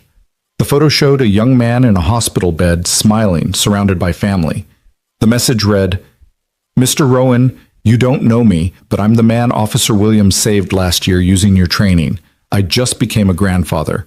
Wanted you to know that I'm here to meet my first grandchild because you taught someone what to do. Thank you for giving me more time. Robert Chen." Jack stared at the photo for a long moment, then saved it to the album he kept of all such messages. Another life, another family, another ripple spreading outward from that night on the highway. He walked upstairs to check on Ella one more time. She was fast asleep, peaceful and safe, dreaming whatever dreams 11-year-olds dream. Jack stood in her doorway, watching her breathe, feeling the profound gratitude that comes from knowing you've found your way through the darkness. The black bracelet he'd worn for 6 years, never leave a fallen, no longer hung from his rearview mirror. He'd retired it 6 months ago, had placed it in the shadow box with his silver star and Rebecca's photo. Not because he'd forgotten the promise it represented, but because he'd fulfilled it. Had kept faith with the fallen by honoring their sacrifice, by doing work that mattered, by refusing to let death have the final word. He didn't need a bracelet to remind him anymore. The promise was woven into who he'd become: teacher, healer, father, protector. Someone who stopped when others needed help. Someone who transformed tragedy into training, loss into legacy, grief into growth. Jack walked back to his own room, but paused at the window overlooking the training center. The building was dark now, waiting for Monday's class, for the next group of students, for the next lives that would be changed and saved. His life's work, contained in that simple structure. No, not contained, spreading outward from it, carried by every student who walked through those doors and took Jack's teachings into the world. Carried by Officer Thompson and Danny Reeves and all the others who were now teaching their own students. Carried by the families who didn't lose loved ones because someone knew what to do. carried forward into a future Jack would never fully see but had helped create. He thought about Rebecca, about the woman who'd chosen courage over safety and paid the ultimate price, about Sarah, who'd survived against the odds, about Ella, growing up strong and wise and kind, about Margaret, who'd lost her daughter but gained a son-in-law dedicated to honoring that loss, about the web of connections, the network of lives touching lives, all because of choices made in crucial moments. Everything connected, everything mattered, every decision to stop, to help, to teach, to love, all of it rippling outward in ways you could never fully calculate or comprehend. Jack Rowan had been a soldier, a medic, a husband, a widower, a father, and now a teacher. But more than any label, he was simply someone who'd learned that the purpose of survival was to help others survive, that the gift of skills was the obligation to share them, that the aftermath of loss was the opportunity for meaning. He'd started that rainy night 1 year ago as a man trying to hide from his past. He'd become someone who'd transformed that past into purpose, who'd found a way to be both the father Ella needed and the teacher the world needed.